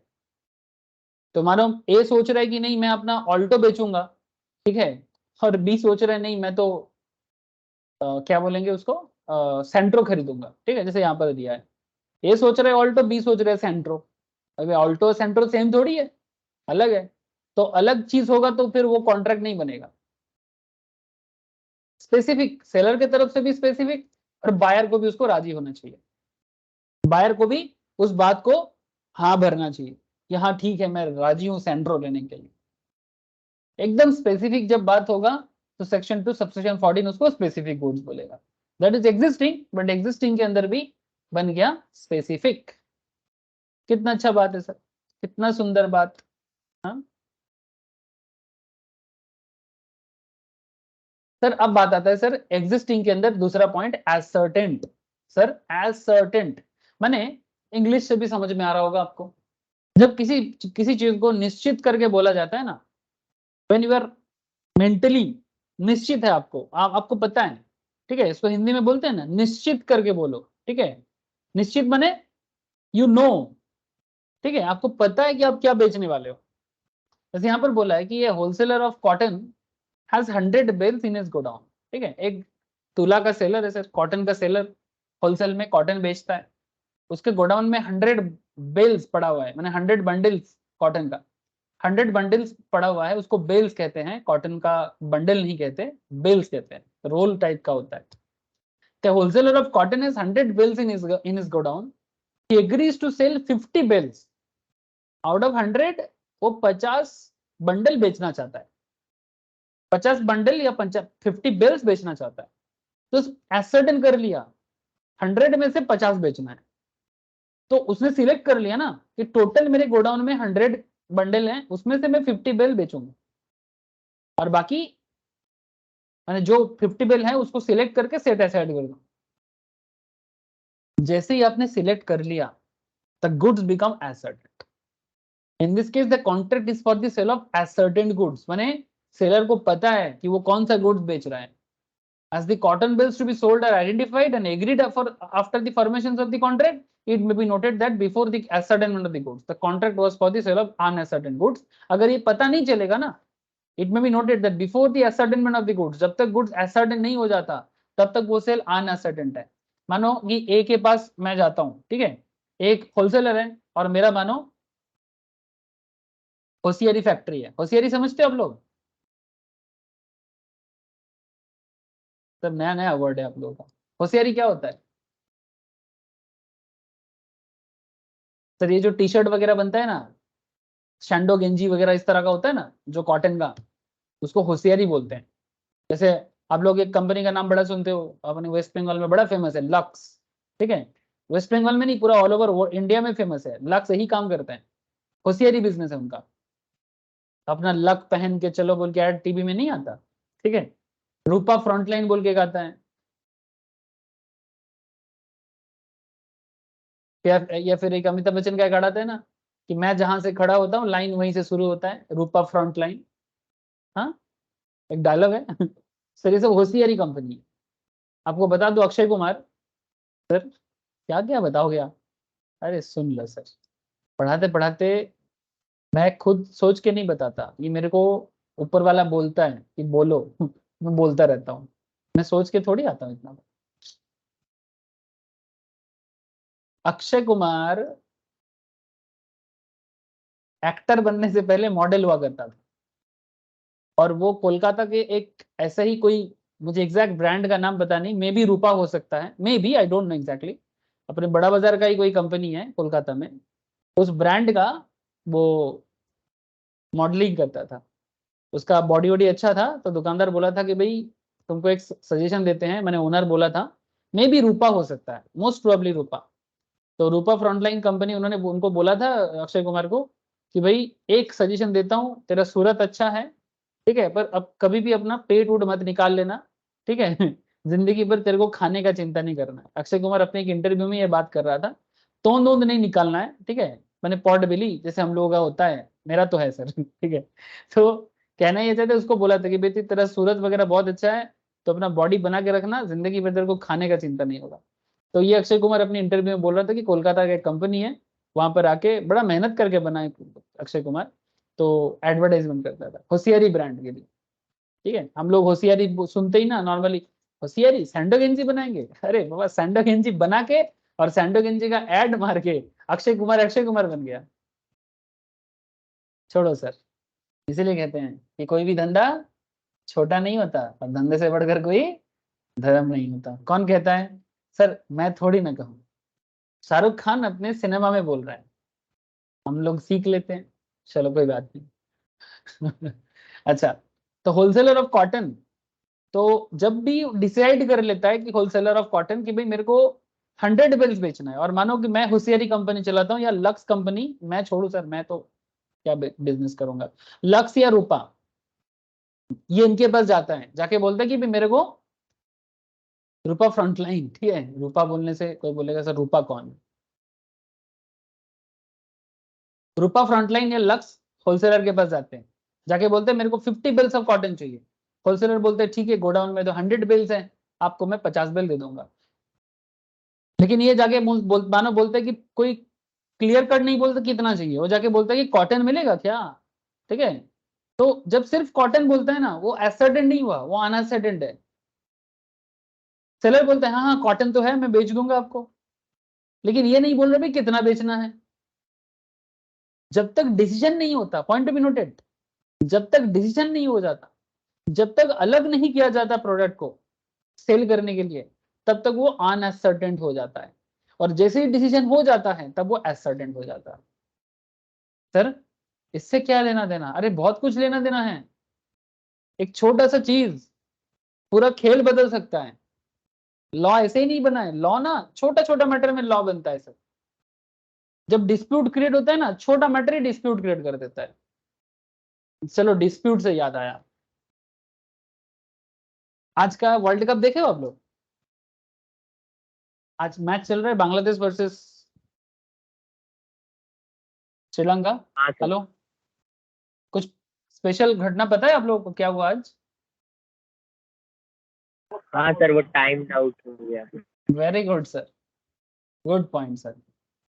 क्या हुआ मैं आपको वो 2 सेकंड के लिए बताता हूँ कि लॉ क्या चीज होता है, आप जानो सर। इसके लिए मेरे को एक स्कोर कार्ड चाहिए। ये देखो, जिन्हें क्रिकेट पता है और जिन्हें क्रिकेट नहीं पता, दोनों को समझ में आ जाएगा। ऐसे तो हम लोगों को थोड़ा बहुत नॉलेज सबको है, इंडिया में क्रिकेट के बारे में नॉलेज नहीं है बिल्कुल नहीं है, ऐसा तो मिलेगा नहीं। बट फिर भी ये देखो, ये श्रीलंका का एक बैट्समैन है एंजेलो मैथ्यूज बोल के। एंजेलो मैथ्यूज में देखो, ये ना तो बोल्ड हुआ है, ना तो कैच आउट हुआ है, और ना ही स्टैम्प बने नॉर्मल जो आउट होता है वैसा नहीं हुआ, टाइम्ड आउट हुआ है।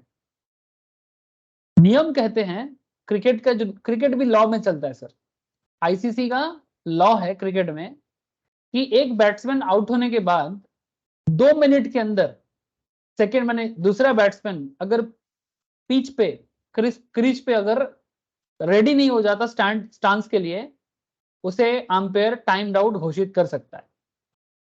ठीक है, ये नियम है।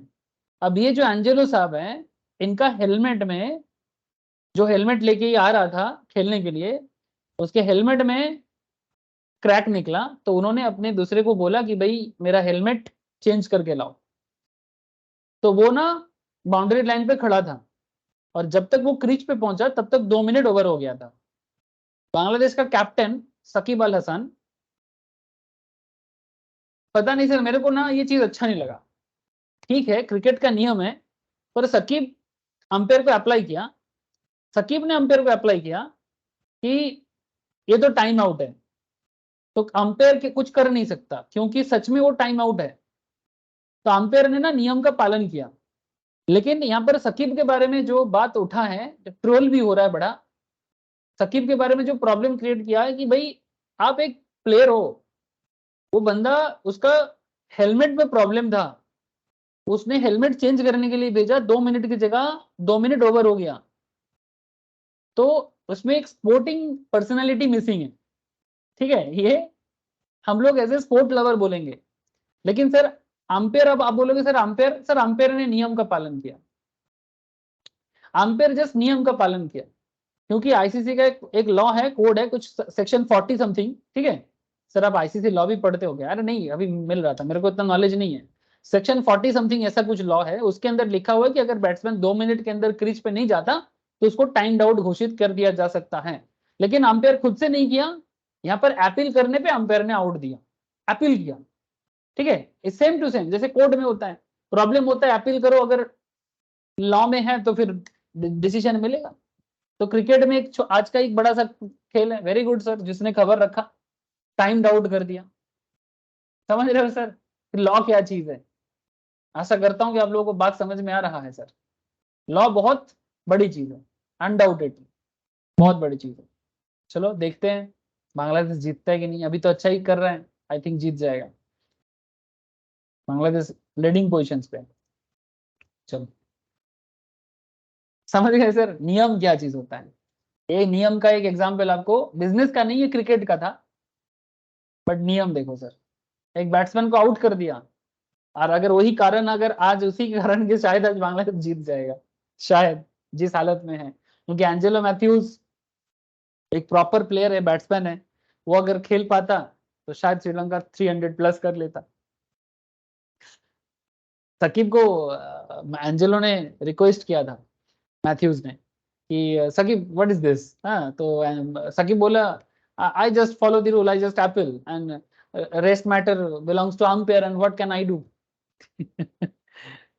कन्वर्सेशन चल रहा था, फिर एंजेलो बहुत गुस्सा हुआ, क्योंकि इट्स अबाउट स्पोर्ट्समैन स्पिरिट के अगेंस्ट में चला सर फ्रॉम सकीब। क्योंकि ठीक है नियम तो बहुत कुछ होता है, लेकिन कुछ तो स्पोर्टिंग स्पिरिट भी होते हैं। अब चलो इसको लेके बहस हो सकता है, मैं पर्सनली पसंद नहीं किया, हो सकता है कोई बोलेगा सर नियम है, यूज किया, क्या गलत है, that is also true. Umpire ने भी तो वही किया, अंपायर ने वही किया, नियम का ही पालन किया। बट मुझे पर्सनली पसंद इसलिए नहीं है क्योंकि खेल के जीतते यार तो मजा आता। जो भी हो, ये सब जानो सर, जानो जिसको जो नॉलेज रख रहे हो, जैसे तुषार ने खबर रखा, वेरी गुड तुषार, ठीक है, ये आईसीसी का लॉ है। एक लॉ जानते हो ना तो हजारों लॉ जान सकते हो, मजा यही है। If you have a knowledge और concept of any particular law, then you can easily understand any other law, any other field, ठीक है, किसी भी फील्ड को जान सकते हो।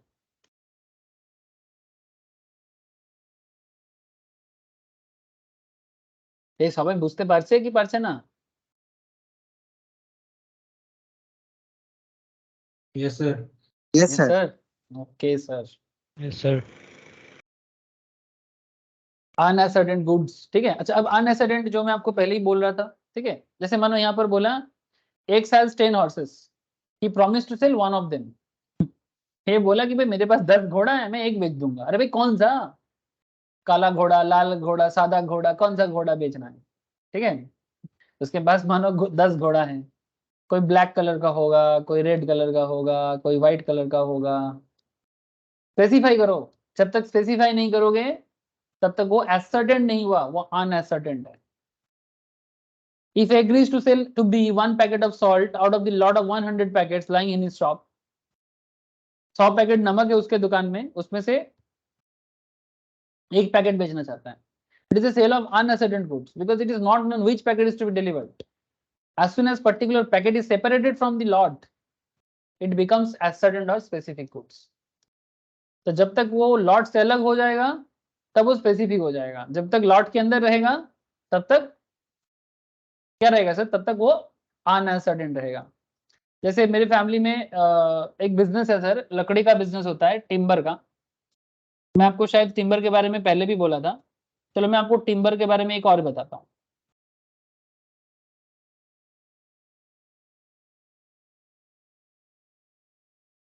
वेस्ट बंगाल फॉरेस्ट डिपार्टमेंट का ऑक्शन होता है, ठीक है। तो जब गवर्नमेंट ऑक्शन करता है ना सर, तो वो क्या करता है, ट्री को लॉट लगाता है डिपो में।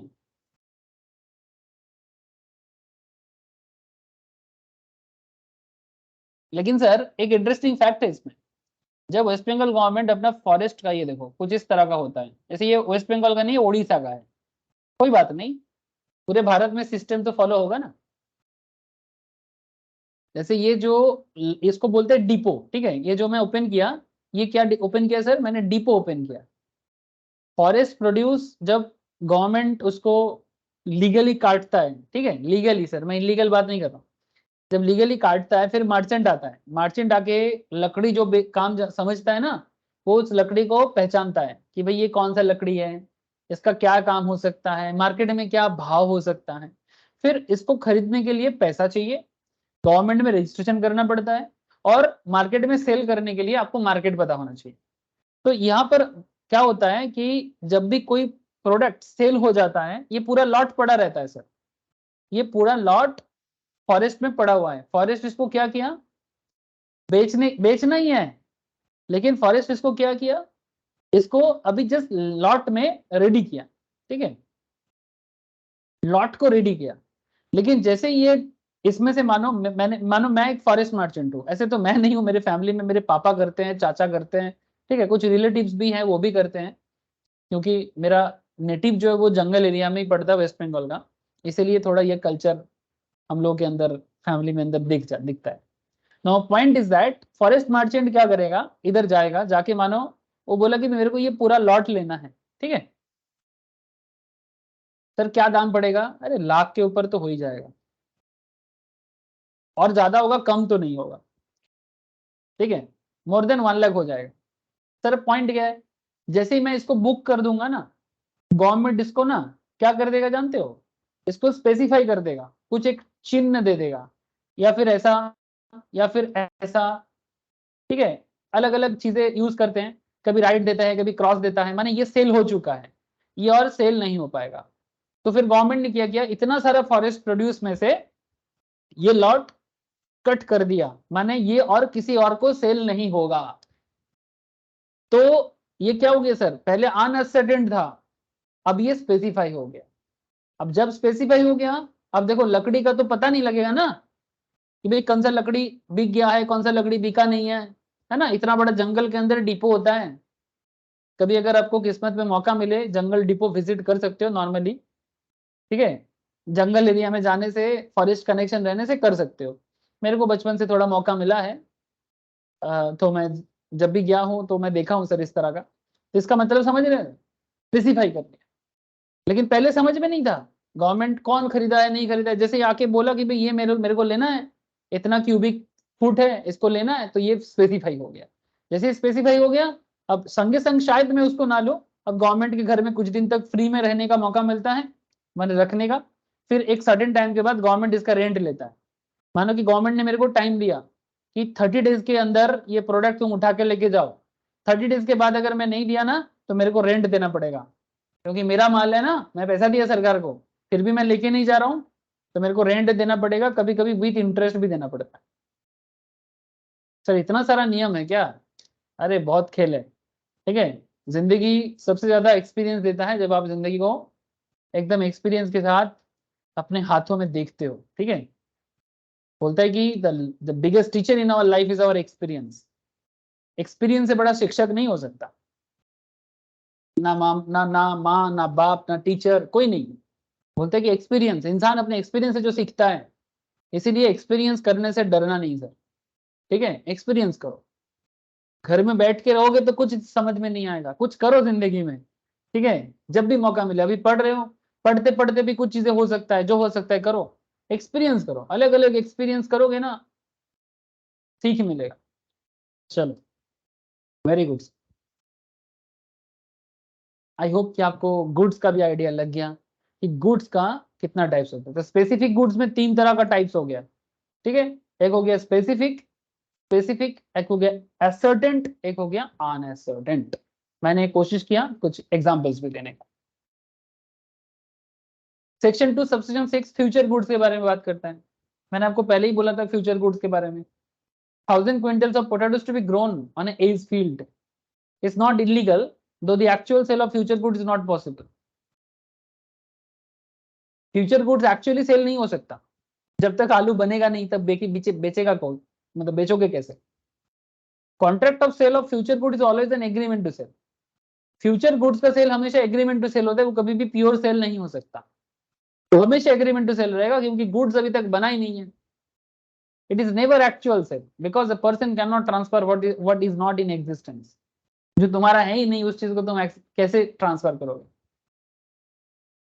बट ऐसा कॉन्ट्रैक्ट होता है, फ्यूचर गुड्स का कॉन्ट्रैक्ट होता है। जैसे चलो मैं आपको एक दूसरे टाइप का आइडिया देता हूँ, याद आ गया तो बोल देता हूँ सर। जैसे मानो फ्यूचर सेल का एक बहुत अच्छा एग्जांपल दे रहा हूँ, एक नॉर्मल एग्जांपल। जैसे अभी आप लोगों ने मेरे को एक फोन के बारे में बता रहा था, क्या फोन का नाम था सर? सैमसंग का गैलेक्सी जेड फ्लिप 5, ठीक है। सर ये फोन लॉन्च हो गया? हाँ हो गया। ये क्या है? ये 8000, अच्छा हाँ यही वाला है, ठीक है। सर एग्जाम्पल को सुनो सर, फ्यूचर कॉन्ट्रैक्ट का एक एग्जाम्पल दे रहा हूँ। अच्छा ये कितना दिन पहले लॉन्च हुआ, किसी को आइडिया है?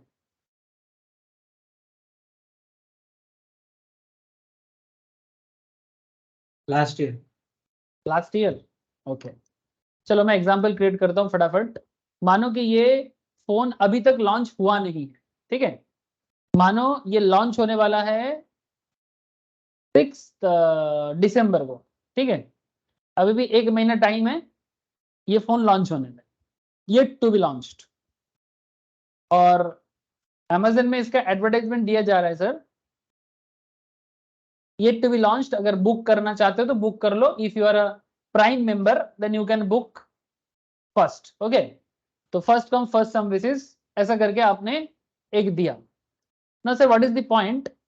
पॉइंट इज दैट मानो जो फोन 1 महीना बाद लॉन्च होने वाला है उसका दाम के बारे में आपको पता नहीं है, ये दाम आपको पता नहीं है सर।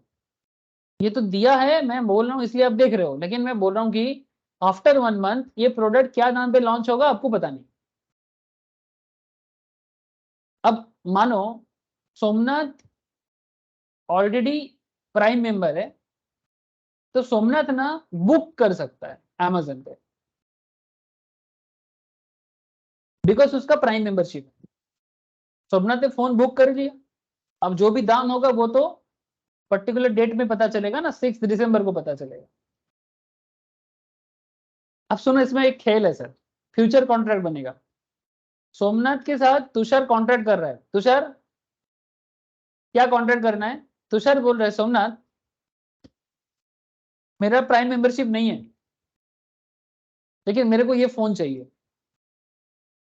तुषार बोलता है, सोमनाथ तब तुषार को बोलता है अच्छा ठीक है मैं ये फोन तुमको बेच देता हूं।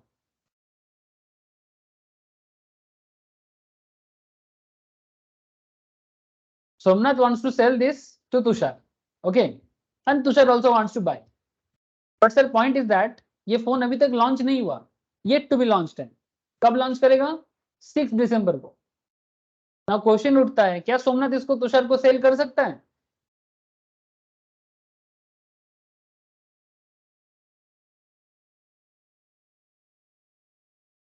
हेलो, क्या सोमनाथ ये प्रोडक्ट तुषार को सेल कर सकता है sir? Yet to be launched है, लॉन्च नहीं हुआ, एग्जिस्टिंग गुड्स नहीं है। अरे हाँ या ना? नहीं सर नहीं। क्यों नहीं? As a future good sale तो कर ही सकते हो। क्या फ्यूचर गुड सेल नहीं होता? आलू बना नहीं था, आलू नहीं बिकता है क्या? नहीं समझे?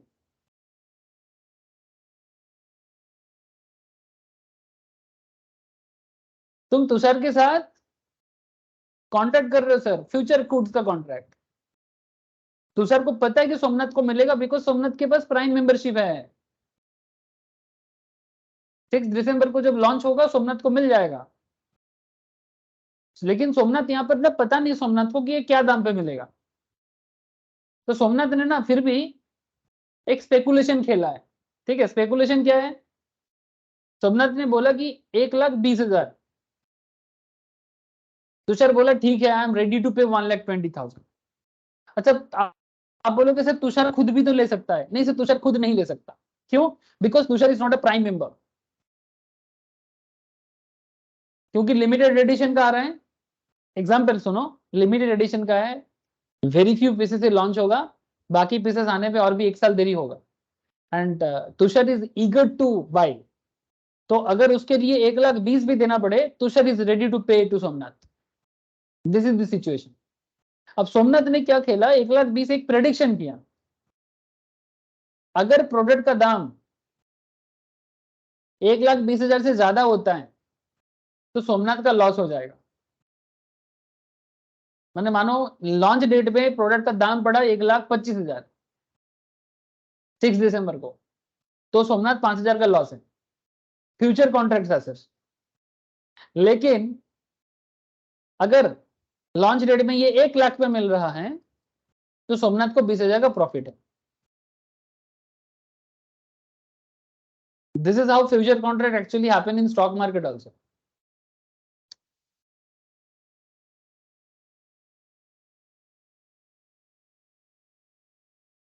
बोझा गया कि बेटा? सर हाँ सर बोलो। ठीक है, स्टॉक मार्केट में भी इसी तरह का होता है, वो स्टॉक के ऊपर होता है। कमोडिटी मार्केट में होता है, करेंसी मार्केट में होता है। जो बंदा अपना दाम दे रहे हैं, वो बंदे को अगर पता है ना कि दाम क्या हो सकता है फ्यूचर में, तो वो वहां से पैसा कमा लेता है। और अगर नहीं पता है तो लॉस खा जाता है। सर फार्मर के केस में, सर फार्मर को तो कोई लूट नहीं सकता, या फार्मर को लूटना पॉसिबल बने उचित भी नहीं है। लेकिन फ्यूचर कॉन्ट्रैक्ट में बिजनेसमैन क्या करते हैं, मानो मैं लेस कंपनी हूं, अगर मैं पहले से मेरे को ना लग रहा है कि 3 मंथ्स लेटर अगर मैं एग्जिस्टिंग गुड्स को कॉन्ट्रैक्ट करना चाहूंगा तो शायद मेरे को ज्यादा दाम देना पड़े। लेकिन फार्मर को डर है कि अगर बारिश में थोड़ा बहुत इधर उधर होगा, हो सकता है कि मेरा पोटैटो फार्मिंग में लॉस हो जाए। इसलिए फार्मर, मानो ये मेरा टोटल 50 लाख का फार्मिंग है, मैं 50 लाख में ये नक्की कर लिया। हो सकता है कि फ्यूचर में इसका दाम 60 लाख मिल रहा है किसी किसी को, लेकिन मैं पहले से 50 लाख में इसलिए नक्की कर लिया क्योंकि 50 लाख में मेरा लॉस नहीं है। लेकिन maybe 3 months later 50 lakh का प्रोडक्ट 60 लाख में मार्केट में बिक रहा है, लेकिन फिर भी फार्मर क्या कर रहा है, अपना लॉस को बचाना चाहता है। अच्छा, ये भी तो हो सकता है कि 3 महीने बाद रियल मार्केट में प्रोडक्ट का दाम 40 लाख पे गिर गया, या फिर ड्यू टू बारिश और due to any other reasons problem बढ़ गया। तो फार्मर ना बेसिकली अपना रिस्क को कम करने के लिए फ्यूचर कॉन्ट्रैक्ट करते हैं, और जो बिजनेसमैन फ्यूचर कॉन्ट्रैक्ट करने के लिए आते हैं उनका क्या टारगेट रहता है कि फ्यूचर में दाम बढ़ जाएगा, तो इससे अच्छा है कि पहले से कॉन्ट्रैक्ट कर लेते हैं, इसमें उसको लाभ हो जाता है। ये नॉर्मल कारण है, this is the main reason, इसीलिए फ्यूचर गुड्स का सेल दिखता है सर। ठीक है, तो आई होप कि आपको समझ में आएगा। यहाँ पर बहुत सारे एग्जांपल्स आपने दिया है। कॉन्टिंजेंट गुड्स क्या है सर? ये फ्यूचर गुड्स बोझा कैसे तो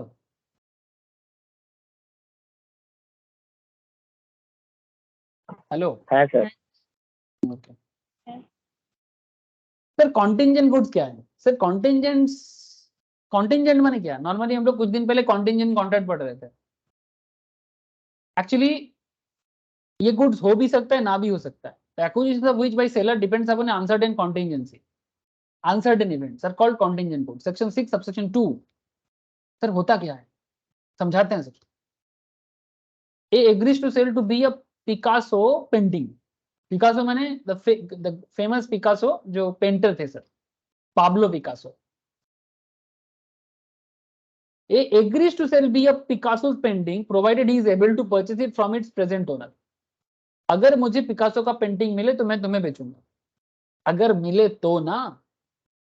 तो सेम टू सेम कॉन्सेप्ट हम लोग यहाँ पर डिसाइड कर सकते हैं। जैसे कि हम लोग यहाँ पर सोमनाथ यहाँ पर तुषार को मोबाइल बेच रहा था सर, ठीक है। सोमनाथ बोलते कि अगर मुझे मिले तो मैं तुम्हें बेचूंगा, तुषार को बोल रहे।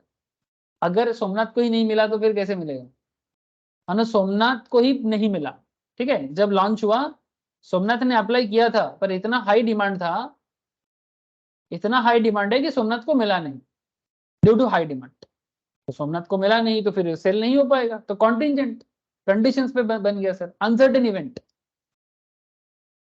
जब हमको पता ही नहीं है कि ये होगा कि नहीं होगा, डिपेंड ऑन सर्टेन सिचुएशंस।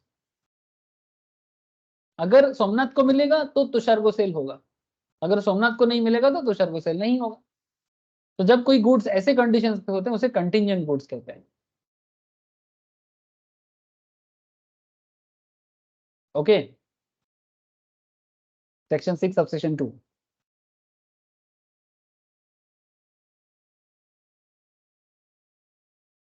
ठीक है ना सर, बुझा कैसे? हाँ sir. Yes sir. Okay sir, तो ये था सर टाइप्स। मैं आपको हर तरह का गुड्स के बायर कौन है, सेलर कौन है, कितना तरह का गुड्स होता है, ये सब मैं बात किया। अब मैं आपको धीरे धीरे ट्रांसफर के बारे में बात करूंगा, ठीक है। गुड्स ट्रांसफर के बारे में, transfer of property, transfer of property या डिलीवरी ऑफ गुड्स। अच्छा सर, डिलीवरी, डिलीवरी का क्या मतलब है sir? Delivery it's forms and derivatives, it's forms and derivatives. Delivery means voluntary transfer of possessions from one person to another. Section 2 subsection 2, section 2 subsection 2 delivery के बारे में बात करता है। As a general rule, delivery of goods may be made by doing anything which has the effect of putting the goods in the possessions of the buyer or any person authorized to hold them on his behalf. यानी buyer खुद तो delivery अपने positions में लेगा ही, साथ में buyer के behalf में कोई और भी ले सकता है, ठीक है। कभी कभी ऐसा होता है ना, बायर बोलते हैं कि मैं नहीं लूंगा, मेरा एजेंट लेगा, ले सकता है। So delivery means voluntary transfer of possessions from one person to another. As a general rule, delivery of goods may be made by doing anything which has the effect of putting the goods in the possession of the buyer or any other person authorized to hold them on his behalf. Forms of delivery: following are the kinds of delivery for transfer of possessions. So the voluntary transfer of possessions by one person to another. Actual delivery होता है, constructive delivery भी होता है, symbolic delivery भी होता है। Sir symbolic delivery, हाँ sir होता है, मैं बताता हूँ। जैसे एक्चुअल डिलीवरी माने जब गुड्स फिजिकली एक से दूसरे के पास चला गया उसको एक्चुअल डिलीवरी बोले। When the seller transfer the physical possession of goods to buyer or a third person authorized to hold the goods on behalf of the buyer. This is the most common method of delivery. जैसे आजकल online delivery, आप लोग अगर कोई business करता है तो online delivery के बारे में नॉलेज है उसको, अगर आप लोग चाहो तो ऑनलाइन डिलीवरी का बिजनेस भी कर सकते हो। जैसे हम लोग अभी फ्लिपकार्ट से, अमेजन से, है ना, देखो यहाँ पर लिखा है ना, क्या लिखा है, डिलीवरी टू प्रलय, मेरे को देगा मेरे एड्रेस पे, ठीक है। तो ये जो डिलीवरी का बात कर रहे हैं, ये जो डिलीवरी का बात करता है company, so point is that जब कंपनी डिलीवरी करना चाहता है तो वो क्या करेगा, मैं यहाँ पर इनको एड टू कार्ट करूंगा और वो मेरे एड्रेस पे उसको क्या करेगा सर, डिलीवर करेगा। No, it's a very simple, free delivery करेगा। अगर 7 डे का रिप्लेसमेंट, ये सब बारे में बाद में बात करता हूँ, वारंटी के बारे में भी बात करूंगा सर, ये भी सेल ऑफ गुड्स एक्ट पढ़ाएगा आपको, ठीक है। ये जो वारंटी के बारे में बोला है ना, यहाँ भी डिलीवरी के बारे में काफी सारा पॉइंट है। तो जैसे ही मैंने ऑर्डर किया, कंपनी मेरे घर में डिलीवरी कर दी, ठीक है, क्योंकि कंपनी बोला कि yes we deliver to the doorstep, okay, हम डोर स्टेप डिलीवरी करते हैं, तो कंपनी मेरे डोर स्टेप में डिलीवरी करके जाएगा, क्योंकि ये इनके कंडीशंस पे था और इसीलिए हम लोग ऑनलाइन परचेज पसंद करते हैं। तो this is very simple sir. Constructive delivery, when it is effected without any change in the custody or actual possession of the thing, as in the case of delivery by atonement or acknowledgement. When it is effected without any change in the custody or actual possession of the thing, as in the case of a delivery by atonement or acknowledgement, where a warehouseman holding the goods of A agrees to hold them on behalf of B at A's request. A warehouseman holding the goods of A agrees to hold them on behalf of B at A's request. Sir मतलब क्या हुआ, constructed delivery takes place when a person in possession of the goods belonging to the seller acknowledges to the buyer that he holds the goods on buyer's behalf. Recently ऐसा चीज मेरे साथ हुआ है, मैं आपको बताता हूँ क्या हुआ सर, मैं आपको समझाता हूँ। दुर्गा पूजा से पहले मैंने ऑनलाइन से एक प्रोडक्ट ऑर्डर किया था, फेस्टिव सीजन था, कुछ ऑर्डर किया था, लेकिन दुर्गा पूजा में मैं भी कुछ दिनों के लिए नहीं था, आप लोगों को भी पता है छुट्टी चल रहा था, तो मैं नेटिव में था, तो कोलकाता में मैं अवेलेबल नहीं था। अब कंपनी मेरे घर के सामने डिलीवरी करने के लिए मेरे को ना डेट दिया था, मेरे को बोला था कि आपको प्रोडक्ट कब दिया जाएगा, जैसे यहाँ पर ये लोग एक डेट देता है ना, कहाँ चला गया, फ्री डिलीवरी टुमारो, वैसे ही ना उस टाइम पे मेरे को दुर्गा पूजा के पहले बोला था कि मेरे को 30 अक्टूबर को मेरे को डिलीवरी करेगा, ऐसा एस्टिमेशन दिया था। लेकिन वो लोग ना 23 अक्टूबर को ही डिलीवरी करने आ गया। तो ठीक है, फास्ट डिलीवरी कंपनी कर सकते हैं, उसमें कोई प्रॉब्लम नहीं है, लेकिन in the mean time I am not in the city, मैं कोलकाता में नहीं हूँ, तो पॉइंट इज दैट सर उसको रिसीव तो मैं नहीं कर पाऊंगा। तो मैंने ना डिलीवरी बॉय जो था, डिलीवरी पार्टनर को मैं बोला कि दादा मैं तो नहीं हूँ, तो क्या कर सकते हैं। तो डिलीवरी पार्टनर बोला कि सर एक काम करते हैं, प्रोडक्ट मैंने मिंत्रा से ऑर्डर किया था, ठीक है सर, मिंत्रा से मैंने ऑर्डर किया था, डिलीवरी पार्टनर के थ्रू से मेरे घर पे पहुंच रहा था, मेरे एड्रेस पे। Seller is Myntra, delivery partner क्या है, मानो कि like a warehouse man, ठीक है, और मैं था रिसिपेंट।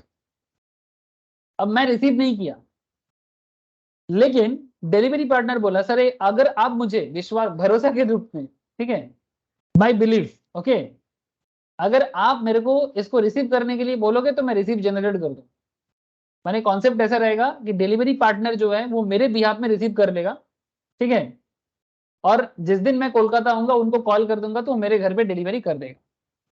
तो एक्चुअल डिलीवरी नहीं हुआ था सर, बट कॉन्स्ट्रक्टिव डिलीवरी हो गया था। मेरे अकाउंट में शो कर रहा था कि प्रोडक्ट डिलीवर्ड, लेकिन एक्चुअल में मेरे को डिलीवरी नहीं मिला, क्योंकि मैं कोलकाता में नहीं था, तो डिलीवरी पार्टनर मेरे बिहाफ में डिलीवरी को एक्सेप्ट कर लिया, या फिर ऐसे बोलो कि सेलर की तरफ से वो बता रहे कि वो डिलीवरी कर दिया, लेकिन एक्चुअल में डिलीवरी नहीं हुआ। तो इस तरह का भी मिंत्रा को मैंने कॉल किया था, तो मिंत्रा कौन था, सेलर था। तो मिंत्रा को मैंने जब कॉल किया तो मिंत्रा बोला कि सर आप एक काम करिए, अब डिलीवरी पार्टनर से बात करिए, अगर delivery partner is ready to accept this kind of condition then we don't have a problem. ठीक है, तो मिंत्रा को भी मैंने पूछा तो मिंत्रा बोला ठीक है, नो इश्यू विद दैट।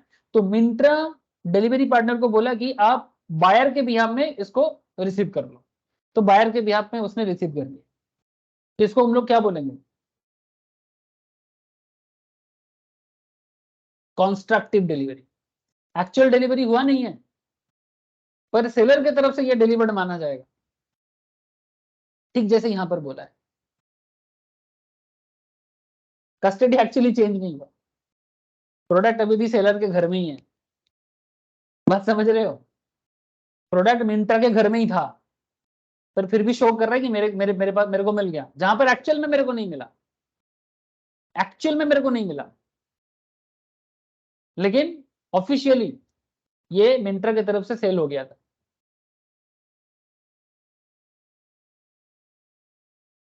बोलो सर, बात समझ में आया।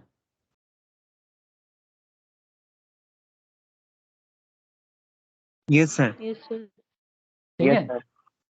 तो ऐसा सिचुएशन नॉर्मली ना पोर्ट में बहुत ज्यादा होता है, जहां पर वेयर हाउस मैन इस तरह का होल्डिंग करते हैं। ठीक है, ऐसे किसी भी फील्ड में हो सकता है। सिंबॉलिक डिलीवरी, तो सिंबॉलिक डिलीवरी क्या बोलेंगे सर, जैसे मैं आपको दिखाता हूँ। Where there is a delivery of a thing in token of a transfer of something else. Delivery of goods in the course of transit may be made by handing over documents of title to goods, like bill of lading or railway receipt or delivery order, or the key of a warehouse containing the goods is handed over to buyer. Where actual delivery is not possible, there may be delivery of the means of getting possession of the goods. Sir इसका एक अच्छा example मैं आपको देता हूँ।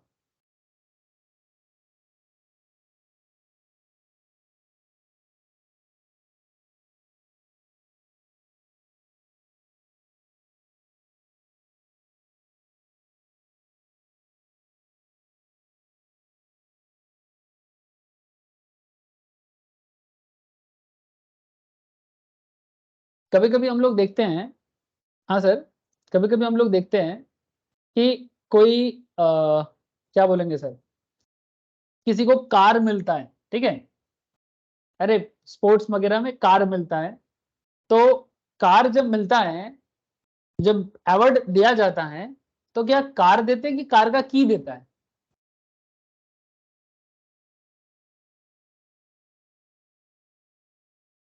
देखो क्या दिया, हार्दिक पांड्या को टाटा पंच दिया जा रहा है सर, टाटा का जो कार है टाटा पंच, आईपीएल का फोटो है, तो ये कार मिला कि कार का चाबी मिला, आप बात समझ रहे हो सर। तो कई बार ऐसे देखने को मिलता है कि कार की जगह कार का चाबी देके बोला जा रहा है कि भाई आपको डिलीवरी हो गया, ठीक है, तो ये क्या हो गया, सिंबॉलिक डिलीवरी हुआ ना। कार की जगह कार का चाबी, मैंने चाबी भी, और वो भी ओरिजिनल चाबी नहीं था, एक सर्टिफिकेट टाइप का चाबी था, ठीक है, तो वो क्या हो गया, सिंबॉलिक डिलीवरी हो गया। जैसे यहाँ पर बोला ना, वेयर हाउस की, ठीक है, key of a warehouse containing the goods, मैंने आपको गुड्स मिला लेकिन गुड्स नहीं दिया गया आपको, आपको गुड्स का वेयर हाउस का चाबी दे दिया गया, मैंने अभी वो आपका हो गया। ठीक है, तो ये उसको बोलते हैं सिंबॉलिक डिलीवरी, चाबी ट्रांसफर हो गया मैंने, गुड्स ट्रांसफर भी हो गया। यहाँ पर एक एग्जांपल दिया है, when a contract to sell timber and make bundles thereof, the goods will be in a deliverable state after A has put the goods in such a condition. जब भी वो गुड्स डिलीवरेबल स्टेट पे हैं, ठीक है, और आप godown में जाके उसको डिलीवरेबल पोजीशंस पे एक्सेप्ट करते हो, तो ऑटोमेटिकली हो जाता है। This is a symbolic, actual delivery नहीं होता है। जैसे फॉरेस्ट मर्चेंट, जब आपको गवर्नमेंट, जब आपको, जहां पर उस समय आपको फॉरेस्ट एग्जांपल दे रहा था, कहाँ चला गया ये वाला, फॉरेस्ट ऑफिसर ने मेरे को इसका बिल ऑफ रिसिप्ट जनरेट करके मेरे को दे दिया सेल का, लेकिन वो एक्चुअल में मेरे घर पे थोड़ी ना डिलीवरी किया, कटिंग यहाँ पर टिक मार्क दे दिया कि भाई ये गवर्नमेंट की तरफ से सेल हो चुका है, फॉरेस्ट ऑफिसर इसके नाम पे, मेरे नाम पे चालान काट दिया, ठीक है, मैंने मेरे नाम पे बिल इशू कर दिया, मैंने भी पेमेंट कर दिया, लेकिन एक्चुअली डिलीवरी नहीं हुआ। लेकिन मेरे पास पेपर है, मेरे पास पेपर है जिस पेपर के तहत ये प्रोडक्ट लेके मैं कभी भी जा सकता हूँ as per the time given, ठीक है। तो this is a type of symbolic delivery. ये सिंबॉलिक डिलीवरी डिलीवर हो चुका है, एक्चुअल डिलीवरी बाद में होगा। मैं गाड़ी लेके आऊंगा, लोड करूंगा, लेबर लेके आऊंगा, फिर लोड करके मैं घर लेके जाऊंगा, माने मेरे गोडाउन पे लेके जाऊंगा। तो this is the symbolic delivery. Okay, okay ना सर? Yes sir. ठीक है, ऐसा ही और भी चीजें हैं, जैसे कि documents of title, bill of lading, railway receipt, certificates, ऐसे बहुत और भी चीजें हैं जो गुड्स के डिलीवरी के बारे में बात करता है, जिसके बारे में मैं नेक्स्ट क्लास में आपके साथ चर्चा करूंगा। और फिर सेल एग्रीमेंट टू सेल पे भी मैंने बात कर लिया, आप लोग एक बार गो थ्रू कर लेना सर, ठीक है। पॉइंट एक बार गो थ्रू कर लेना, मोटा मोटी इस चैप्टर में जो भी चीजें था मैंने बता दिया, एक बार आप लोग गो थ्रू करके रखना, ठीक है। हाँ, प्राइस के बारे में मैं थोड़ा नेक्स्ट क्लास में बात करूंगा, उसके बाद दूसरे टॉपिक में बात करूंगा, ठीक है। इसके ऊपर मैं ऑफलाइन में भी क्लास रखूंगा, ठीक है। आप लोग रेडी रहना, अगर मैं ऑफलाइन डेट भी दूंगा ना तो आप लोग प्लीज चले आना। ऑफलाइन नहीं आओगे तो ऑनलाइन भी अवेलेबल रहेगा, बट अगर ऑफलाइन भी हो जाता है तो जरूर चले आना सर, ठीक है। तो फिर आज का क्लास इतना ही रखता हूँ सर, बाकी चर्चा नेक्स्ट क्लास में करेंगे। Thank you sir, good night to all of you. Thank you sir. Thank you sir, thank you Yes, sir. Thank you sir, Thank you, sir. Good thank you sir, good night sir, thank you sir. Thank you sir.